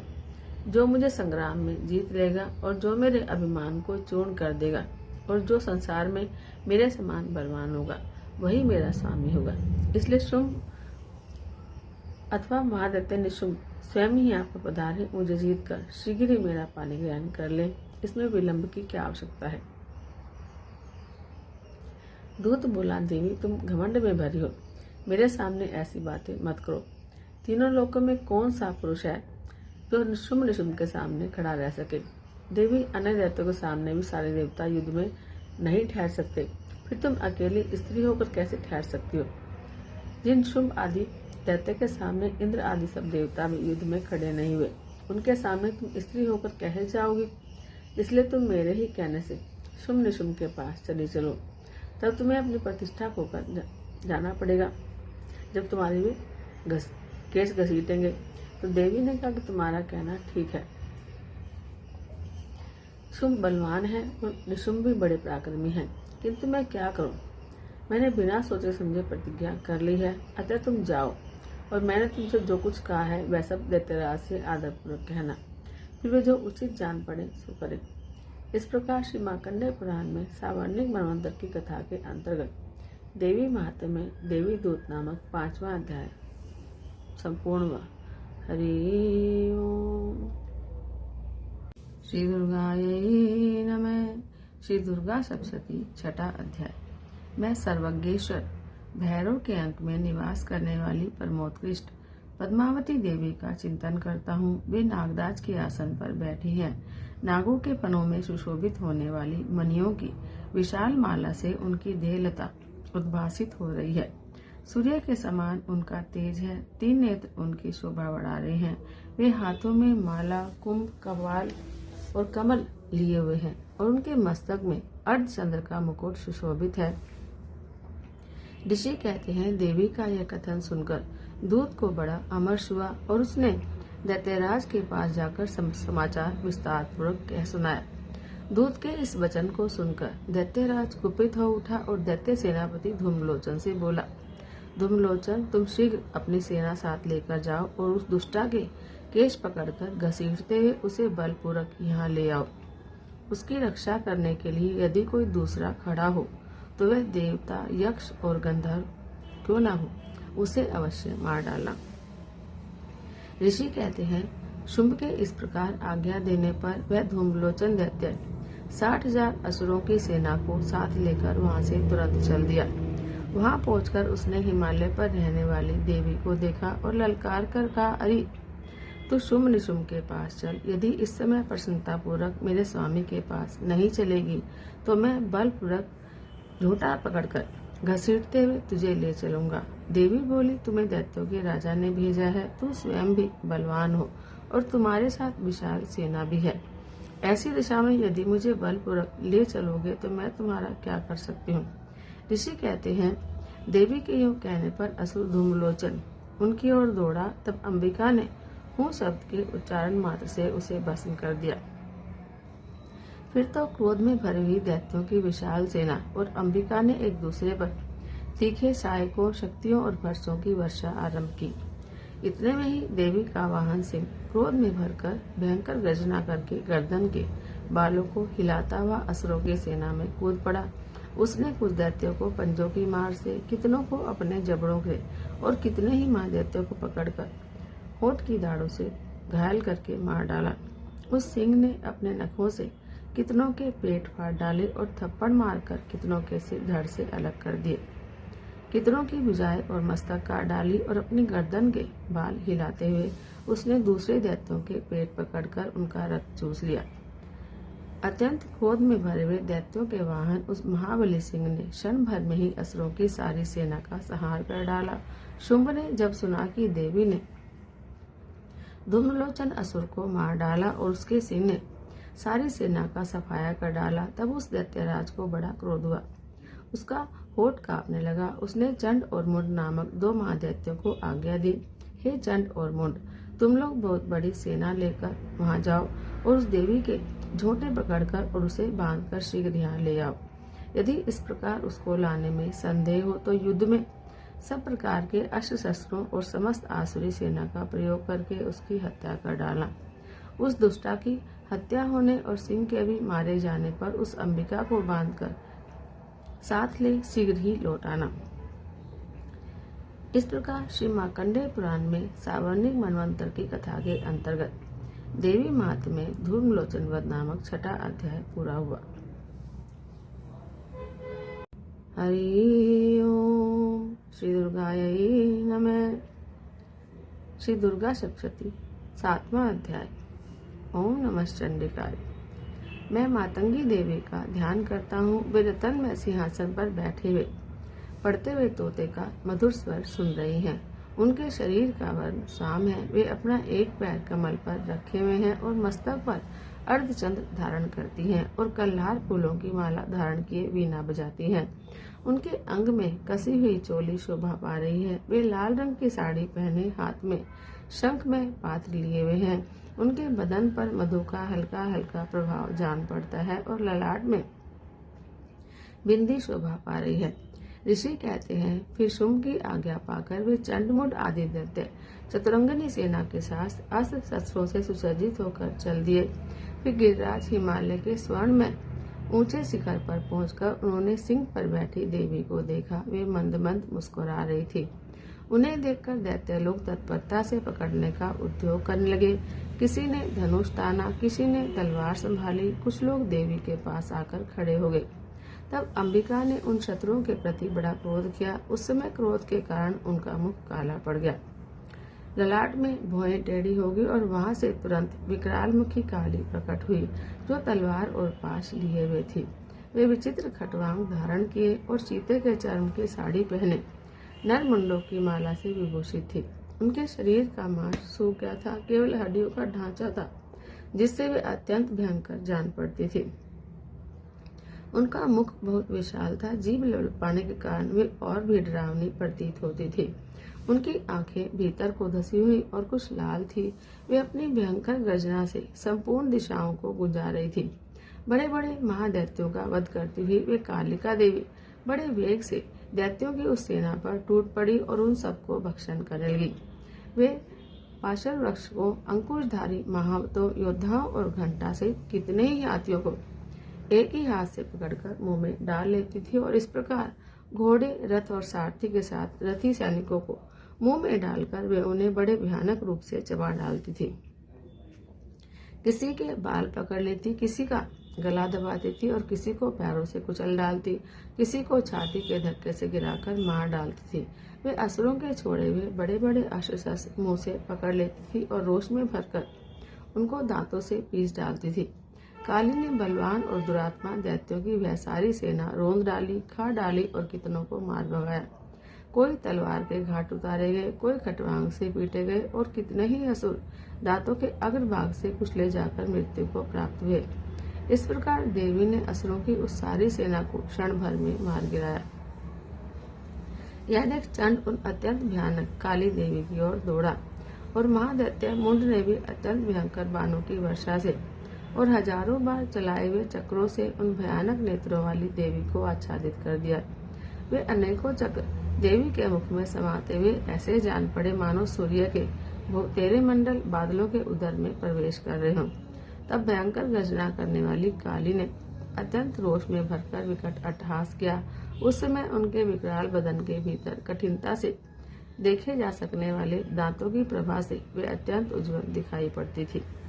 देवी ने बहुत बड़ी विशाल तलवार हाथ में लेकर हाँ शब्द का उच्चारण किया और चंड पर धावा बोल दिया और उसके केश पकड़कर उसी तलवार से उसका मस्तक काट दिया। चंड को मरा हुआ देखकर मुंड भी देवी की तरफ दौड़ा। तब देवी ने रोष में भरकर उसे भी तलवार से घायल करके धरती पर सुला दिया। महापराक्रमी चंड और मुंड को मारा गया देख मरने से बची हुई बाकी सेना भय से व्याकुल हो चारों तरफ भाग गई। फिर काली ने चंड और मुंड का मस्तक हाथ में ले चंडिका के पास जाकर प्रचंड अट्टहास करते हुए कहा कि देवी, मैंने चंड और मुंड नामक दोनों महासुरों को तुम्हें भेंट किया है। अब इस युद्ध यज्ञ में तुम शुंभ निशुंभ का वध स्वयं ही करना। ऋषि कहते हैं, वहां लाए हुए उन चंड मुंड नामक महादैत्यों को देखकर कल्याणमयी चंडी ने काली से मधुर वाणी में कहा, देवी तुम चंड और मुंड को लेकर मेरे पास आई हो, इसलिए संसार में चामुंडा के नाम से तुम्हारी ख्याति होगी। इस प्रकार श्री मार्कंडेय पुराण में सावर्णिक मनवंतर की कथा के अंतर्गत देवी महात्म्य चंड मुंड नामक 7वां अध्याय पूरा हुआ।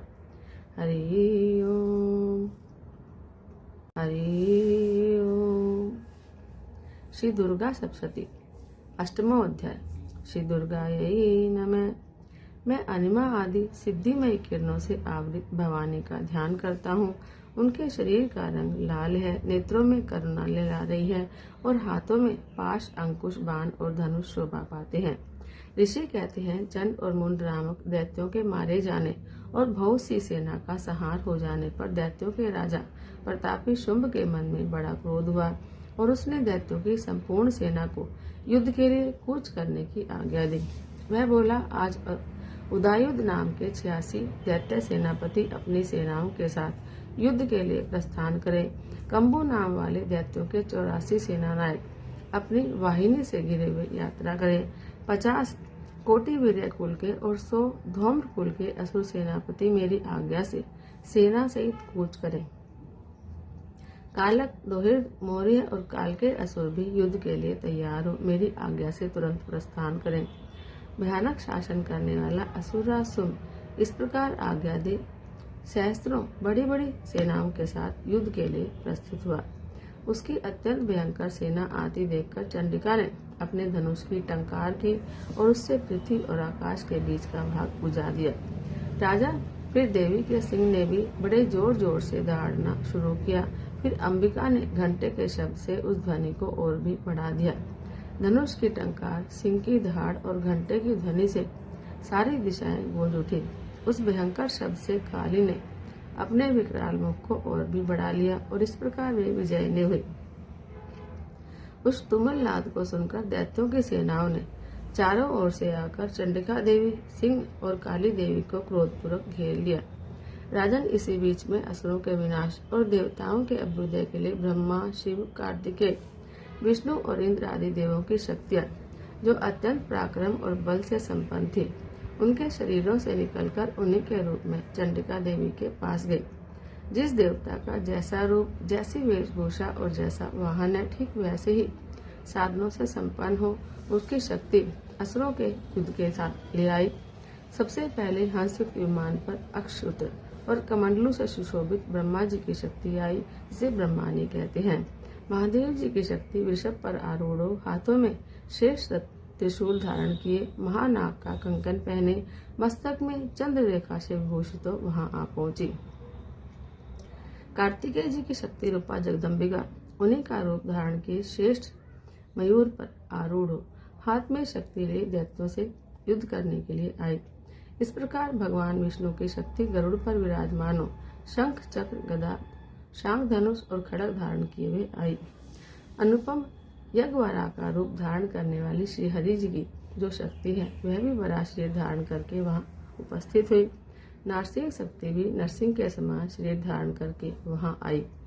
उसकी गर्दन के बालों के झटके से आकाश के तारे बिखर पड़ते थे। इस प्रकार इंद्र की शक्ति हाथों में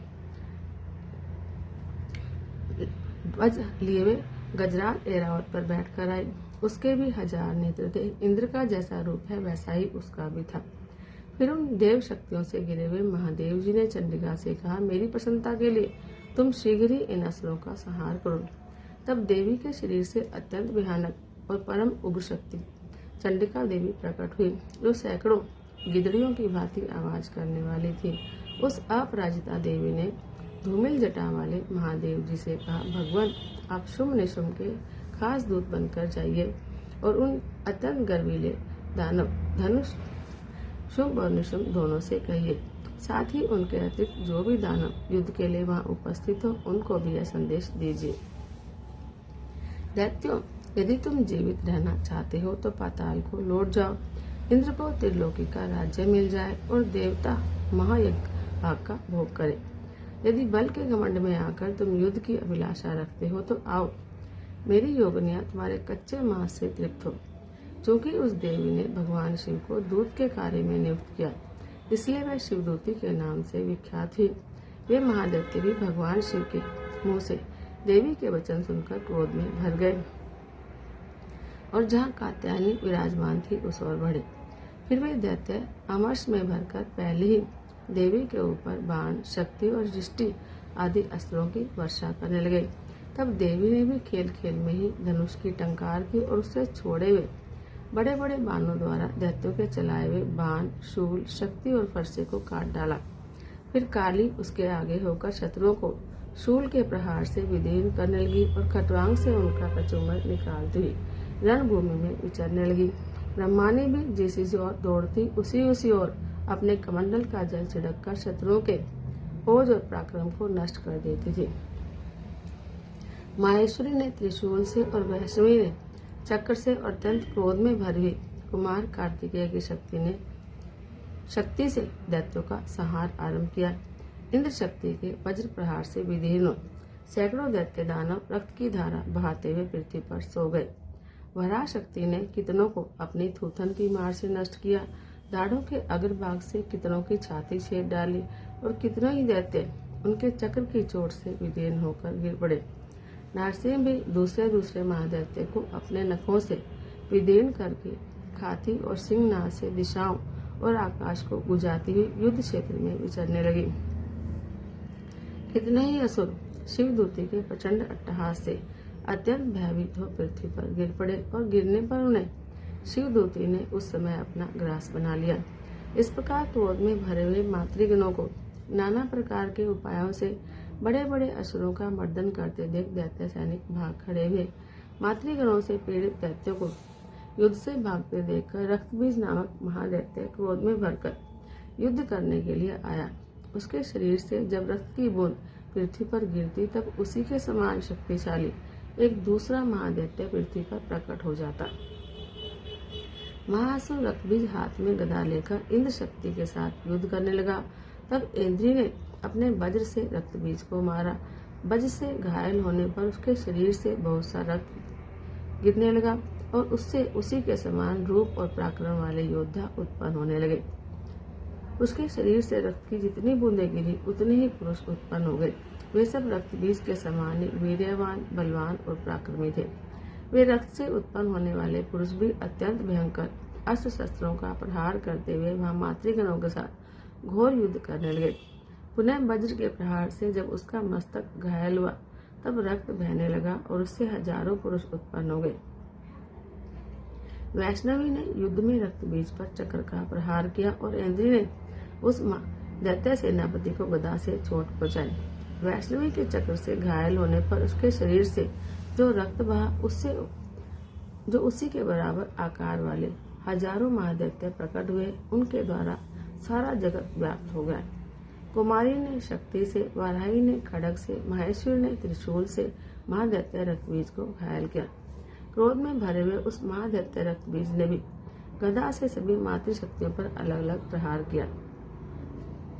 शक्ति और शूल आदि से अनेक बार घायल होने पर जो उसके शरीर से रक्त की धारा पृथ्वी पर गिरी, उससे भी निश्चय ही सैकड़ों असुर उत्पन्न हुए।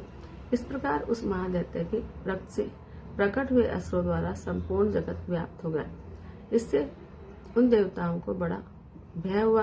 देवताओं को उदास देखकर चंडिका ने काली से शीघ्रतापूर्वक कहा, चामुंडे तुम अपना मुख और भी फैलाओ और मेरे शस्त्रपात से गिरे हुए रक्त बिंदुओं और उससे उत्पन्न होने वाले महादैत्य को तुम अपने इस उतावले मुख में खा जाओ।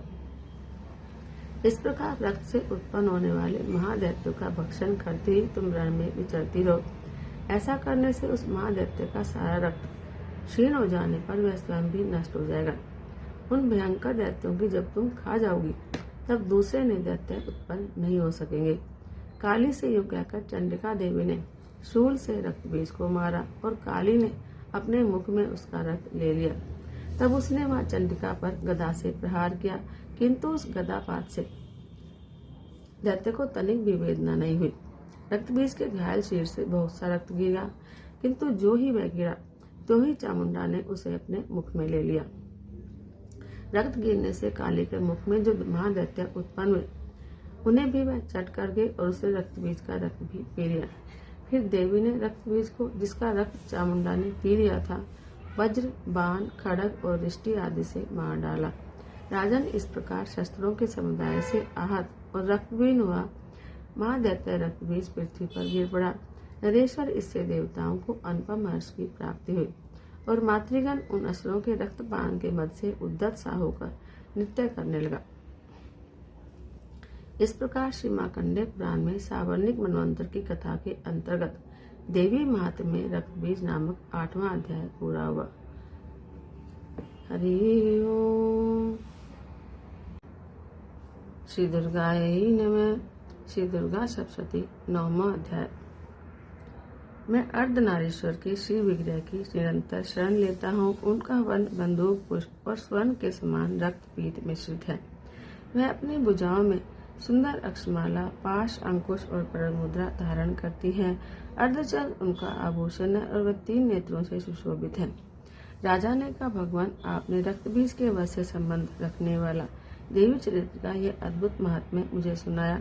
अब रक्त बीज के मारे जाने पर अत्यंत क्रोध में भरे हुए शुंभ और निशुंभ ने जो कर्म किया उसे मैं सुनना चाहता हूँ।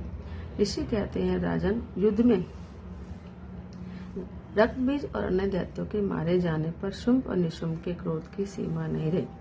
अपनी विशाल सेना इस प्रकार मारी जाती देख निशुंभ क्रोध में भरकर देवी की ओर दौड़ा। उसके साथ असुरों की प्रधान सेना थी। उसके आगे, पीछे और पार्श्व भाग में बड़े बड़े असुर थे जो क्रोध से होठ चबाते हुए देवी को मार डालने के लिए आए। महापराक्रमी शुंभ भी अपनी सेना के साथ मातृगणों से युद्ध करके क्रोधवश चंडिका को मारने के लिए आ पहुंचा। तब देवी के साथ शुंभ और निशुंभ का घोर संग्राम छिड़ गया। वे दोनों दैत्य मेघों की भांति बाणों की भयंकर वर्षा कर रहे थे। उन दोनों के चलाए हुए बाणों को चंडिका ने अपने बाणों के समूह से तुरंत काट दिया और शस्त्र समूह की वर्षा करके उन दोनों दैत्यपतियों के अंग में चोट पहुंचाई। निशुंभ ने तीखी तलवार और चमकती हुई ढाल लेकर देवी के श्रेष्ठ वाहन सिंह के मस्तक पर प्रहार किया। अपने वाहन को चोट पहुंचने पर देवी ने सुरप्र नामक बाण से निशुंभ की श्रेष्ठ तलवार तुरंत ही काट डाली और उसकी ढाल को भी, जिसमें 8 चांद जड़े थे, टुकड़े टुकड़े कर दिया।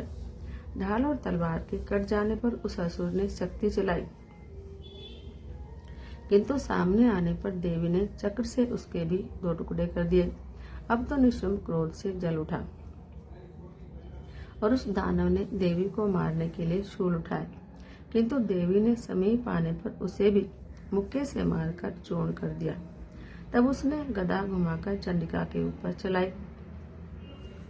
परंतु वह भी देवी के त्रिशूल से कटकर भस्म हो गई।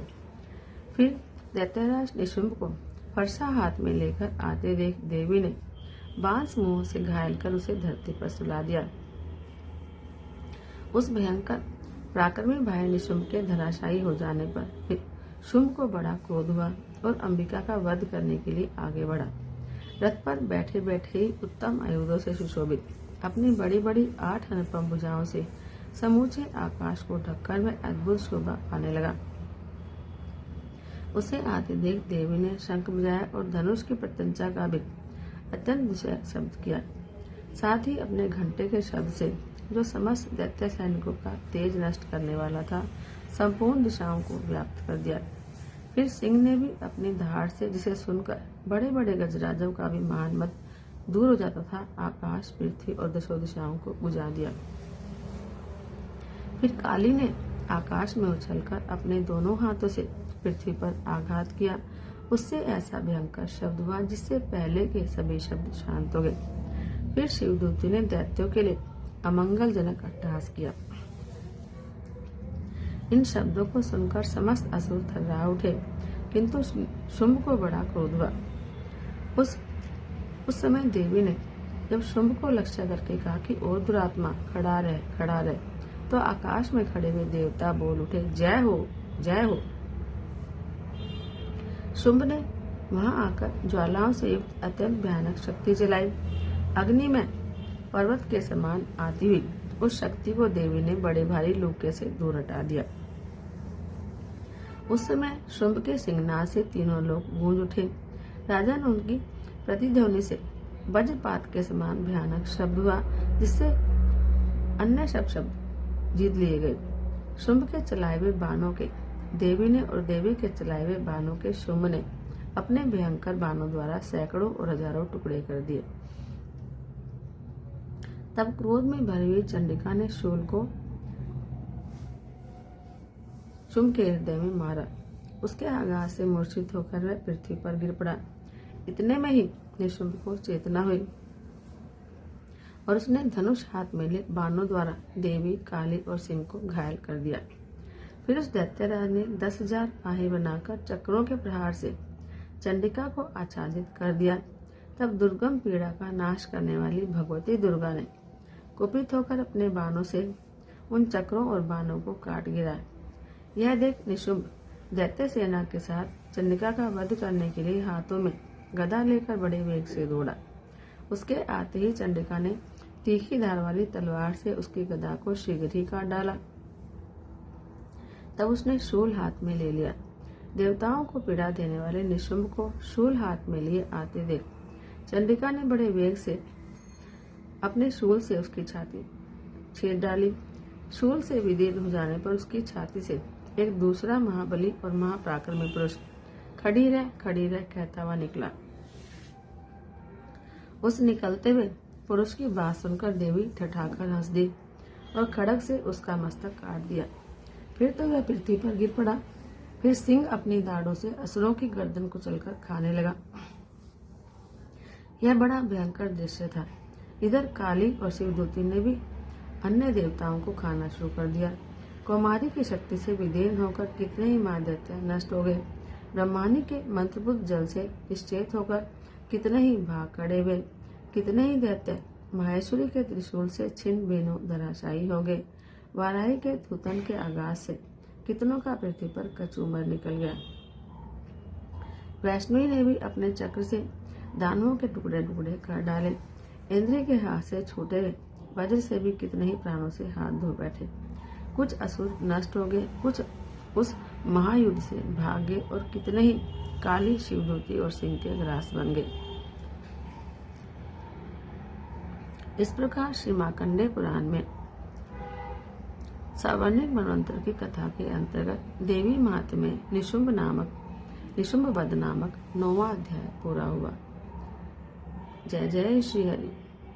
श्री दुर्गाये नमः। श्री दुर्गा सप्तशती 10वां अध्याय। मैं मस्तक पर अर्धचंद्र धारण करने वाली शिव शक्ति स्वरूपा भगवती कामेश्वरी का हृदय में चिंतन करता हूँ। वे तपाए हुए स्वर्ण के समान सुंदर हैं। सूर्य, चंद्रमा और अग्नि, ये ही 3 इनके नेत्र हैं और ये अपने मनोहर हाथों में धनुष, बाण, अंकुश, पाश और शूल धारण किए हुए हैं। ऋषि कहते हैं, राजन, अपने प्राणों के समान प्यारे भाई निशुंभ को मारा गया देख और सारी सेना का संहार होता देख शुंभ ने कुपित होकर कहा, दुष्ट दुर्गे, तू बल के अभिमान में आकर झूठ मूठ का घमंड मत दिखा। तू बड़ी माननी बनी हुई है, किंतु दूसरी स्त्रियों के बल का सहारा लेकर लड़ती है। देवी बोली, अरे दुष्ट, मैं अकेली हूँ। इस संसार में मेरे सिवा दूसरी कौन है? देख, ये सारी मेरी ही विभूतियां हैं, अतः मुझ में ही प्रवेश कर रही हैं। फिर ब्रह्माणी आदि सारी देवतियां अंबिका देवी के शरीर में लीन हो गई। उस समय केवल अंबिका देवी ही रह गई। देवी बोली, मैं अपनी समस्त ऐश्वर्य शक्ति से अनेक रूपों में यहाँ उपस्थित थी। अब उन स्वरूपों को मैंने समेट लिया है। अब मैं अकेली ही युद्ध में खड़ी हूँ, तुम भी स्थिर हो जाओ। ऋषि कहते हैं, फिर देवी और शुंभ दोनों में सब देवताओं और दानवों के देखते देखते भयंकर युद्ध छिड़ गया। बाणों की वर्षा और तीखे शस्त्रों और दारुण अस्त्रों के प्रहार से उन दोनों का युद्ध सब लोगों के लिए बड़ा भयानक प्रतीत हुआ।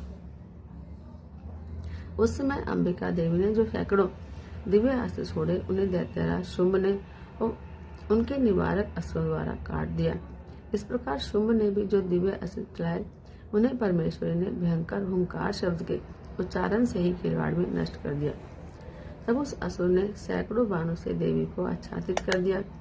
यह देख क्रोध में भरी हुई उस देवी ने भी बाण मारकर उनका धनुष काट डाला। धनुष कट जाने पर फिर दैत्यराज ने शक्ति हाथ में ली, किंतु देवी ने चक्र से उसके हाथ की शक्ति को भी काट गिराया। फिर दैत्यों के स्वामी शुंभ ने 100 चांद वाली चमकती हुई ढाल और तलवार हाथ में ली और उसमें देवी पर धावा बोल दिया। उसके आते ही चंडिका ने अपने धनुष से छोड़े हुए तीखे बाणों द्वारा उसके सूर्य किरणों के समान उज्जवल ढाल और तलवार को तुरंत काट दिया। फिर उस दैत्य के घोड़े और सारथी मारे गए। धनुष तो पहले ही कट चुका था। अब उसने अंबिका को मारने के लिए उद्यत भयंकर मुद्गर हाथ में लिया। उसे आते देख देवी ने अपने तीक्ष्ण बाणों से उसका मुद्गर भी काट दिया। जिस पर भी वह असुर मुक्का तानकर बड़े वेग से देवी की ओर झपटा। उस दैत्यराज ने देवी की छाती में मुक्का मारा, तब उन देवी ने भी उसकी छाती में एक चांटा जड़ दिया। देवी का थप्पड़ खाकर दैत्यराज शुंभ पृथ्वी पर गिर पड़ा, किंतु पुनः सहसा पहले की तरह उठकर खड़ा हो गया। फिर वह उछलकर और देवी को भी ऊपर ले जाकर आकाश में खड़ा हो गया। तब चंडिका आकाश में भी बिना किसी आधार के साथ ही शुंभ के साथ युद्ध करने लगी। उस समय दैत्य और चंडिका आकाश में एक दूसरे से लड़ने लगे। उनका वह युद्ध पहले ही सिद्ध और मुनियों को विस्मय डालने वाला हुआ। फिर अंबिका ने शुंभ के साथ बहुत देर तक युद्ध करने के बाद उसे उठाकर घुमाया और पृथ्वी पर पटक दिया। पटके जाने पर पृथ्वी पर आने के बाद वह दुष्ट आत्मा दैत्य पुनः चंडिका का वध करने के लिए उनकी ओर बड़े वेग से दौड़ा। तब समस्त दैत्यों के राजा शुंभ को अपनी ओर आते देख देवी ने त्रिशूल से उसकी छाती छेद कर उसे पृथ्वी पर गिरा दिया। देवी के शूल की धार से घायल होने पर उसके प्राण बखेरु उड़ गए। वह समुद्रों, द्वीपों और पर्वतों से समूची पृथ्वी को कंपाता हुआ पृथ्वी पर गिर पड़ा। फिर उस दुरात्मा के मारे जाने पर संपूर्ण जगत प्रसन्न और पूर्ण स्वस्थ हो गया और आकाश स्वच्छ दिखाई देने लगा। पहले जो उत्पात सूचक मेघ और उल्कापात होते थे, वे सब शांत हो गए। उस दैत्य के मारे जाने पर नदियां भी ठीक मार्ग से बहने लगी। उस समय शुंभ की मृत्यु के बाद संपूर्ण देवताओं का हृदय हर्ष से भर गया और गंधर्वराज मधुर गीत गाने लगे। दूसरे गंधर्व बाजे बजाने लगे। अप्सराएं नृत्य करने लगे। पवित्र वायु बहने लगी। सूर्य की प्रभा उत्तम हो गई। अग्निशाला की बुझी हुई आग अपने आप जल उठी और संपूर्ण दिशाओं के भयंकर शब्द शांत हो गए। इस प्रकार श्री मार्कंडेय पुराण में सावर्णिक मनवंतर की कथा के अंतर्गत देवी महात्म्य में शुंभ वध नामक 10वां अध्याय पूरा हुआ। जय जय श्री हरि। हरि ओम। श्री दुर्गायै नमः। श्री दुर्गा सप्तशती 11वां अध्याय। मैं भुवनेश्वरी देवी का ध्यान करता हूँ। उनके श्री अंगों की आभा प्रभात काल के सूर्य के समान है और मस्तक पर चंद्रमा का मुकुट है। वे उभरे हुए स्तनों और 3 नेत्रों से युक्त है। उनके मुख पर मुस्कान की छटा छाई रहती है और हाथों में वरद, अंकुश, पाश और अभय मुद्रा शोभा पाते हैं। ऋषि कहते हैं कि देवी के द्वारा वहाँ महादैत्यपति शुंभ के मारे जाने पर इंद्र आदि देवता अग्नि को आगे करके उस कात्यायनी देवी की स्तुति करने लगे और उस समय अभिष्ट की प्राप्ति होने से उनके मुख कमल दमक उठे और वे उनके प्रकाश से दिशाएं भी जगमगा उठी थी। देवता बोले, शरणागत की पीड़ा दूर करने वाली देवी हम पर प्रसन्न हो। संपूर्ण जगत की माता प्रसन्न हो। विश्वेश्वरी विश्व की रक्षा करो। देवी तुम्हें चराचर जगत की अधीश्वरी हो। तुम इस जगत का एकमात्र आधार हो, क्योंकि पृथ्वी रूप में तुम्हारी ही स्थिति है। देवी तुम्हारा पराक्रम अलंघनीय है। तुम्हें जल रूप में स्थित होकर संपूर्ण जगत को तृप्त करती हो। तुम अनंत बल संपन्न वैष्णवी शक्ति हो। इस विश्व की कारणभूता परामाया हो। देवी तुमने इस समस्त जगत को मोहित कर रखा है। तुम्हें प्रसन्न होने पर इस पृथ्वी पर मोक्ष की प्राप्ति कराती हो। देवी संपूर्ण विद्याएं तुम्हारे ही भिन्न भिन्न स्वरूप हैं। जगत में जितनी स्त्रियां हैं वे सब तुम्हारी ही मूर्तियां हैं। जगदम्बे, एकमात्र तुमने ही इस विश्व को व्याप्त कर रखा है। तुम्हारी स्तुति क्या हो सकती है। तुम तो स्तवन करने योग्य पदार्थों से परे और परावानी हो। जब तुम सर्वस्वरूपा देवी स्वर्ग और मोक्ष प्रदान करने वाली हो, तब इसी रूप में तुम्हारी स्तुति होगी। तुम्हारी स्तुति के लिए इससे अच्छी युक्तियां और क्या हो सकती हैं। बुद्धि रूप से सब लोगों के हृदय में विराजमान रहने वाली, स्वर्ग और मोक्ष प्रदान करने वाली नारायणी देवी तुम्हें नमस्कार है। कला, काष्ठा आदि के रूप से क्रमशः परिणाम की ओर ले जाने वाली और विश्व का उपसंहार करने में समर्थ नारायणी तुम्हें नमस्कार है। नारायणी, तुम सब प्रकार का मंगल प्रदान करने वाली मंगलमयी हो। कल्याणदायिनी शिवा हो। सब पुरुषार्थों को सिद्ध करने वाली शरणागत वत्सला, 3 नेत्रों वाली और गौरी हो। तुम्हें नमस्कार है। तुम सृष्टि, पालन और संहार की शक्तिभूता सनातनी देवी, गुणों का आधार और सर्वगुणमयी हो। नारायणी, तुम्हें नमस्कार है। साथ में आए हुए दीनों और पीड़ितों की रक्षा में संलग्न रहने वाली और सबकी पीड़ा दूर करने वाली नारायणी देवी तुम्हें नमस्कार है। नारायणी, तुम ब्रह्मांड का रूप धारण करके हंसों से जुते हुए विमान पर बैठती और कुश मिश्रित जल छिड़कती रहती हो। तुम्हें नमस्कार है। महेश्वरी रूप से त्रिशूल, चंद्रमा और सर्प को धारण करने वाली और महान विषभ की पीठ पर बैठने वाली नारायणी देवी तुम्हें नमस्कार है। मोरों और मुर्गों से घिरी रहने वाली और महाशक्ति धारण करने वाली कुमारी रूप धारणी निष्पापे नारायणी तुम्हें नमस्कार है। शंख, चक्र, गदा और शांग धनुष और उत्तम आयुधों को धारण करने वाली वैष्णवी शक्ति रूपा नारायणी तुम प्रसन्न हो। तुम्हें नमस्कार है। हाथ में भयानक महाचक्र लिए और दाढ़ों से पर पृथ्वी को उठाए हुए वरा रूप धारणी कल्याणमयी नारायणी तुम्हें नमस्कार है। भयंकर नरसिंह रूप से दैत्यों के वध के लिए उद्योग करने वाली और त्रिभुवन की रक्षा में संलग्न रहने वाली नारायणी तुम्हें नमस्कार है। मस्तक पर किरीट और हाथ में महावज्र धारण करने वाली, 1000 नेत्रों के कारण उद्रिक्त दिखाई देने वाली और वृत्रासुर के प्राणों का अपहरण करने वाली इंद्र शक्ति रूपा नारायणी देवी तुम्हें नमस्कार है। शिवदूती रूप से दैत्यों की महती सेना का संहार करने वाली, भयंकर रूप धारण और विकट गर्जना करने वाली नारायणी तुम्हें नमस्कार है।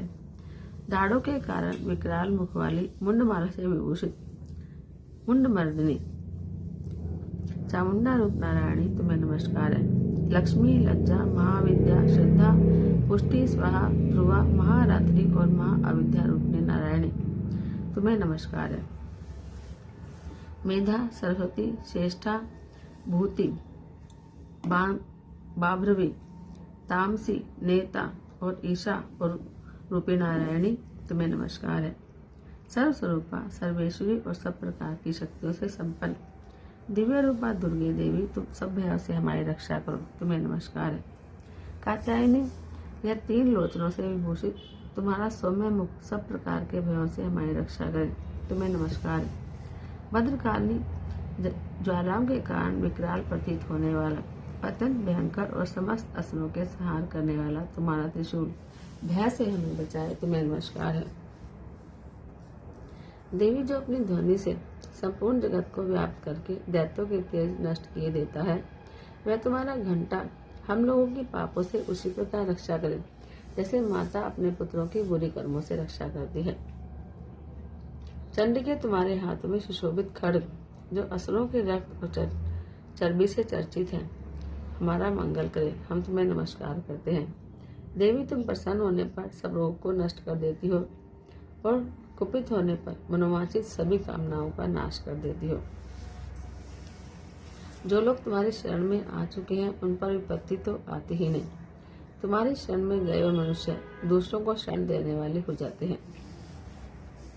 देवी अंबिके, तुमने अपने स्वरूप को अनेक भागों में विभक्त करके नाना प्रकार के रूपों से जो इस समय इन धर्मद्रोही महादैत्यों का संहार किया है, वह सब तुम्हारी अलावा दूसरी कौन कर सकती है। विद्याओं में, ज्ञान को प्रकाशित करने वाले शास्त्रों में और आदि वाक्यों में तुम्हारे सिवा और किसका वर्णन है, और तुमको छोड़कर दूसरी कौन ऐसी शक्ति है जो इस विश्व को अज्ञान में घोर अंधकार से परिपूर्ण ममता रूपी गड्ढे में निरंतर भटका रही हो। जहाँ राक्षस, जहाँ भयंकर विषैले सर्प, जहाँ शत्रु, जहाँ लुटेरों की सेना और जहाँ दामन लोग, वहाँ और समुद्र के बीच में भी साथ रहकर तुम विश्व की रक्षा करती हो। विश्वेश्वरी, तुम विश्व का पालन करती हो, विश्व रूपा हो, इसलिए संपूर्ण विश्व को धारण करती हो।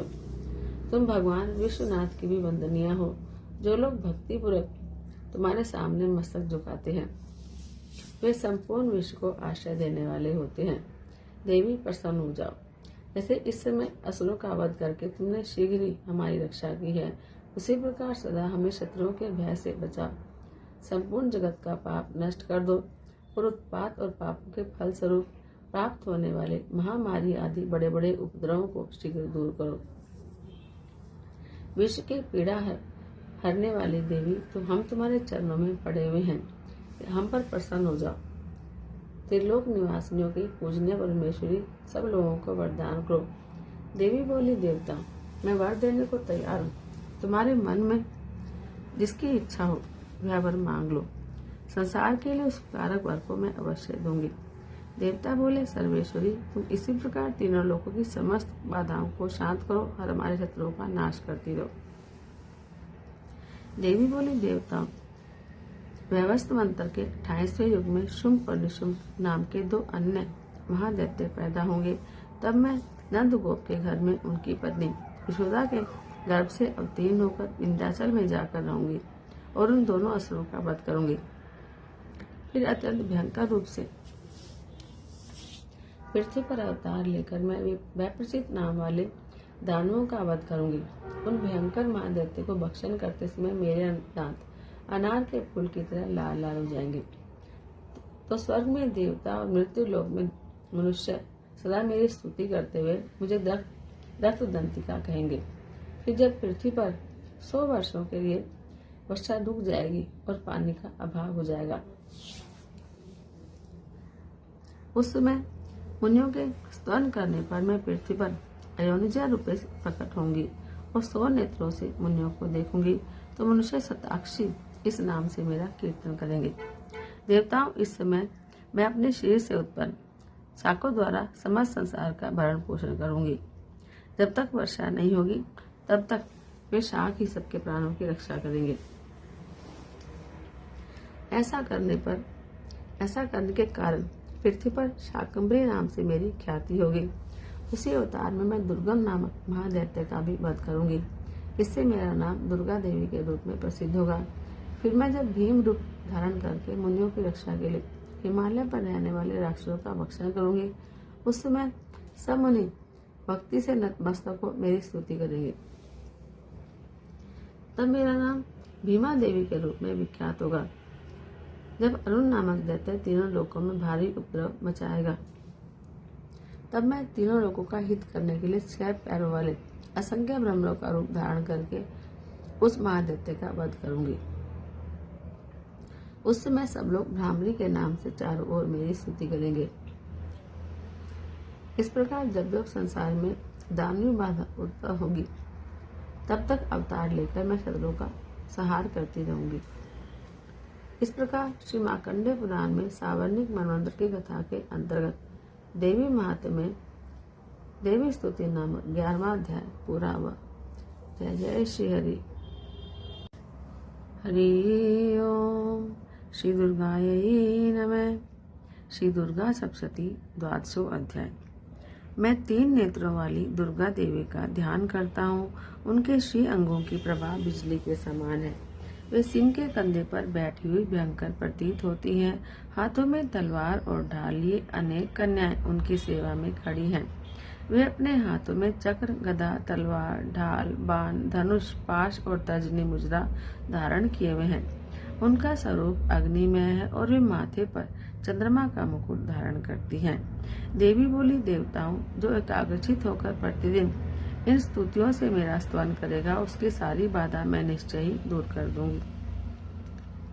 जो मधुकैटभ का नाश, महिषासुर का वध और शुंभ निशुंभ के संहार के प्रसंग का पाठ करेंगे और अष्टमी, चतुर्दशी और नवमी को भी एकाग्रचित होकर जो भक्तिपूर्वक मेरे इस उत्तम महात्मा को सुनेंगे, उन्हें कोई पाप नहीं छू सकेगा। उन पर पाप जनित आपत्तियां भी नहीं आएंगी। उनके घर में कभी दरिद्रता नहीं होगी और उनको कभी प्रेमी जनों के विछोह का कष्ट भी नहीं भोगना पड़ेगा। इतना ही नहीं, उन्हें शत्रु से, लुटेरों से, राजा से, शस्त्र से, अग्नि से और जल की राशि से भी कभी भय नहीं होगा। इसलिए सबको एकाग्रचित होकर भक्तिपूर्वक मेरे इस महात्मा को सदा पढ़ना और सुनना चाहिए। यह परम कल्याणकारक है। मेरा महात्म्य महामारी जनित समस्त उपद्रव और आध्यात्मिक आदि तीनों प्रकार के उत्पातों को शांत करने वाला है। मेरे जिस मंदिर में प्रतिदिन विधि पूर्वक मेरे इस महात्मा का पाठ किया जाता है, उस स्थान को मैं कभी नहीं छोड़ती। वहाँ सदा ही मेरा सन्निधान बना रहता है। बलिदान, पूजा, होम और महोत्सव के अवसरों पर मेरे इस चरित्र का पूरा पूरा पाठ और श्रवण करना चाहिए। ऐसा करने पर मनुष्य विधि को जानकर या बिना जाने भी मेरे लिए जो बलि, पूजा या होम आदि करेगा, उसे मैं बड़ी प्रसन्नता के साथ ग्रहण करूंगी। शरद काल में जो वार्षिक महापूजा की जाती है, उस अवसर पर जो मेरे इस महात्मा को भक्ति पूर्वक सुनेगा, वह मनुष्य मेरे प्रसाद से सब बाधाओं से मुक्त और धन, धान्य और पुत्र से संपन्न होगा। इसमें तनिक भी संदेह नहीं है। मेरे इस महात्म्य, मेरे प्रादुर्भाव की सुंदर कथाएं और युद्ध में किए हुए मेरे पराक्रम सुनने से मनुष्य निर्भय हो जाता है। मेरे महात्मा का श्रवण करने वाले पुरुषों के शत्रु नष्ट हो जाते हैं, उन्हें कल्याण की प्राप्ति होती है और उनका कुल आनंदित रहता है। सर्वत्र शांति कर्म में बुरे स्वप्न दिखाई देने पर और गृहजनित भयंकर पीड़ा उपस्थित होने पर मेरा महात्मा श्रवण करना चाहिए। इससे सब विघ्न और भयंकर गृह पीड़ाएं शांत हो जाती हैं और मनुष्यों द्वारा देखा हुआ दुस्वप्न शुभ स्वप्न में बदल जाता है। बाल गृहों में से आक्रांत हुए बालकों के लिए यह महात्म्य शांति कारक है और मनुष्यों के संगठन में फूट पड़ जाने पर यह अच्छी प्रकार मित्रता कराने वाला है। यह महात्म्य समस्त दुराचारियों के बल का नाश कराने वाला है। इसके पाठ मात्र से राक्षसों, भूतों और पिशाचों का नाश हो जाता है। मेरा यह सब महात्म्य मेरे सामीप्य की प्राप्ति कराने वाला है। पशु, पुष्प, अर्घ्य, धूप, दीप, गंध आदि उत्तम सामग्रियों द्वारा पूजन करने से, ब्राह्मणों को भोजन कराने से, होम करने से, प्रतिदिन अभिषेक करने से, नाना प्रकार के अन्य भोगों का अर्पण करने से, दान देने आदि से 1 वर्ष तक जो मेरी आराधना की जाती है, उससे मुझे जितनी प्रसन्नता प्राप्त होती है, उतनी प्रसन्नता मेरे इस उत्तम चरित्र का एक बार श्रवण करने मात्र से हो जाती है। यह महात्म्य श्रवण करने पर पापों को हर लेता और आरोग्य प्रदान करता है। मेरे प्रादुर्भाव का कीर्तन समस्त भूतों से रक्षा करता है और मेरा युद्ध विषयक चित्र दुष्ट दैत्यों का संहार कराने वाला है। इसके श्रवण करने पर मनुष्यों को शत्रु का भय नहीं रहता।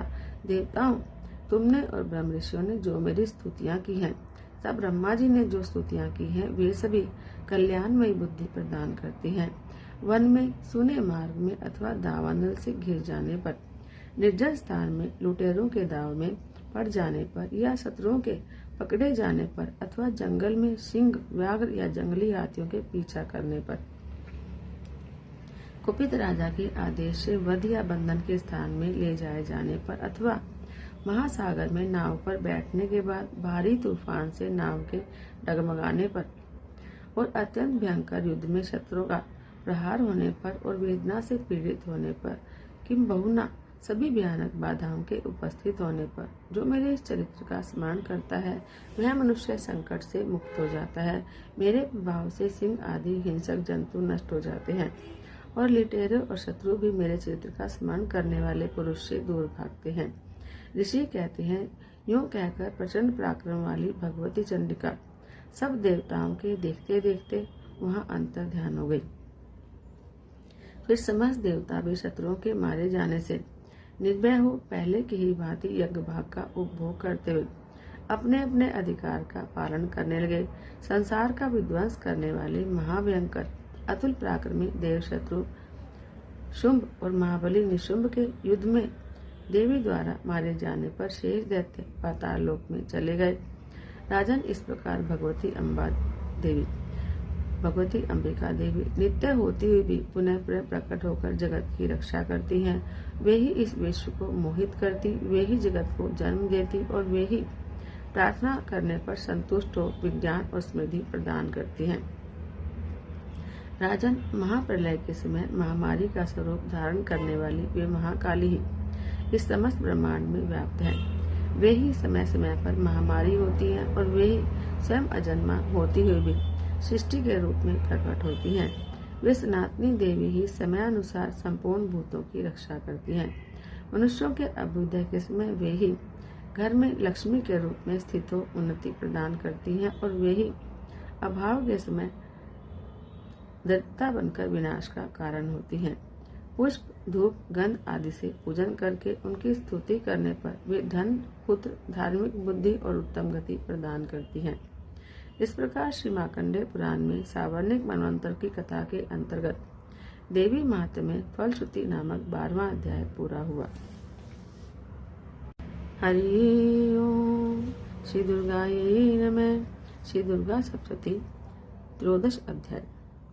जो उदय काल के सूर्य मंडल की सी कांति धारण करने वाली हैं, जिनके 4 भुजाएं और 3 नेत्र हैं और जो अपने हाथों में पाश, अंकुश, वर और अभय की मुद्रा धारण किए रहती हैं, उन शिवा देवी का मैं ध्यान करता हूँ। ऋषि कहते हैं, राजन, इस प्रकार मैंने तुमसे देवी के उत्तम आत्मा का वर्णन किया जो इस जगत को धारण करती हैं। उन देवी का ऐसा ही प्रभाव है, वे ही ज्ञान उत्पन्न करती हैं। भगवान विष्णु की माया स्वरूपा उन भगवती के द्वारा ही तुम ये वैश्य और अन्य विवेकी जन मोहित होते हैं, मोहित हुए हैं और आगे भी मोहित होंगे। महाराज, तुम उन्हीं परमेश्वरी की शरण में जाओ। आराधना करने पर वे ही मनुष्यों को भोग, स्वर्ग और मोक्ष प्रदान करती हैं। मार्कंडेय जी कहते हैं, रोष्टुकी जी, मेधा मुनि के ये वचन सुनकर राजा सुरथ ने उत्तम व्रत का पालन करने वाले उन महाभाग महर्षि को प्रणाम किया। वे अत्यंत ममता और राज्य अपहरण से बहुत खीन हो चुके थे। महामुनि इसलिए विरक्त होकर वे राजा और वैश्य तत्काल तपस्या करने चले गए और वे जगदम्बा के दर्शन के लिए नदी के तट पर रहकर तपस्या करने लगे। वे वैश्य उत्तम देवी सूक्त का जप करते हुए तपस्या में प्रवृत्त हुए। वे दोनों नदी के तट पर देवी की मिट्टी की मूर्ति बनाकर पुष्प, धूप और हवन आदि के द्वारा उनकी आराधना करने लगे। उन्होंने पहले तो आहार को धीरे धीरे कम किया, फिर बिल्कुल निराहार रहकर देवी में ही मन लगाए हुए एकाग्रता पूर्वक उनका चिंतन आरंभ किया। वे दोनों अपने शरीर के रक्त से प्रोक्षित बलि देते हुए लगातार 3 वर्ष तक संयम पूर्वक आराधना करते रहे। इस पर प्रसन्न होकर जगत को धारण करने वाली चंडिका देवी ने प्रत्यक्ष दर्शन देकर कहा, देवी बोली, राजन तथा अपने कुल को आनंदित करने वाले वैश्य, तुम लोग जिस वस्तु की अभिलाषा रखते हो वह मुझसे मांगो, मैं संतुष्ट हूँ, अतः तुम्हें यह सब कुछ दूंगी। मार्कंडेय जी कहते हैं, तब राजा ने दूसरे जन्म में नष्ट न होने वाला राज्य मांगा और इस जन्म में भी शत्रुओं की सेना को बलपूर्वक नष्ट करके पुनः अपना राज्य प्राप्त कर लेने का वरदान मांगा। वैश्य का चित्त संसार की ओर से खिन्न और विरक्त हो चुका था और वे बड़े बुद्धिमान थे, अतः उस समय उन्होंने तो ममता और अहंता रूप आसक्ति का नाश करने वाला ज्ञान मांगा। देवी बोली, राजन, तुम थोड़े ही दिनों में शत्रुओं को मारकर अपना राज्य प्राप्त कर लोगे। अब वह तुम्हारा राज्य स्थिर रहेगा। फिर मृत्यु के बाद तुम भगवान विवस्वान के अंश से जन्म लेकर इस पृथ्वी पर सावर्णिक मनु के नाम से विख्यात हो जाओगे। वैश्यवर्य, तुमने जो वरदान मुझसे मांगा है, तुमने जो वर की इच्छा की है, उसे मैं देती हूँ। तुम्हें मोक्ष के लिए ज्ञान प्रदान होगा। मार्कंडेय जी कहते हैं, इस प्रकार उन दोनों को मनोवांछित वरदान देकर और उनके द्वारा भक्ति पूर्वक अपनी स्तुति सुनकर देवी अंबिका तत्काल अंतर ध्यान हो गई। इस तरह देवी के वरदान पाकर क्षत्रियों में श्रेष्ठ सूरत सूर्य के अंश से जन्म लेकर सावर्णिक नामक मनु होंगे। इस प्रकार श्री मार्कंडेय पुराण में सावर्णिक मनवंतर की कथा के अंतर्गत देवी महात्म्य सूरत और वैश्य को वरदान नामक 13वां अध्याय पूरा हुआ। हरि ओम।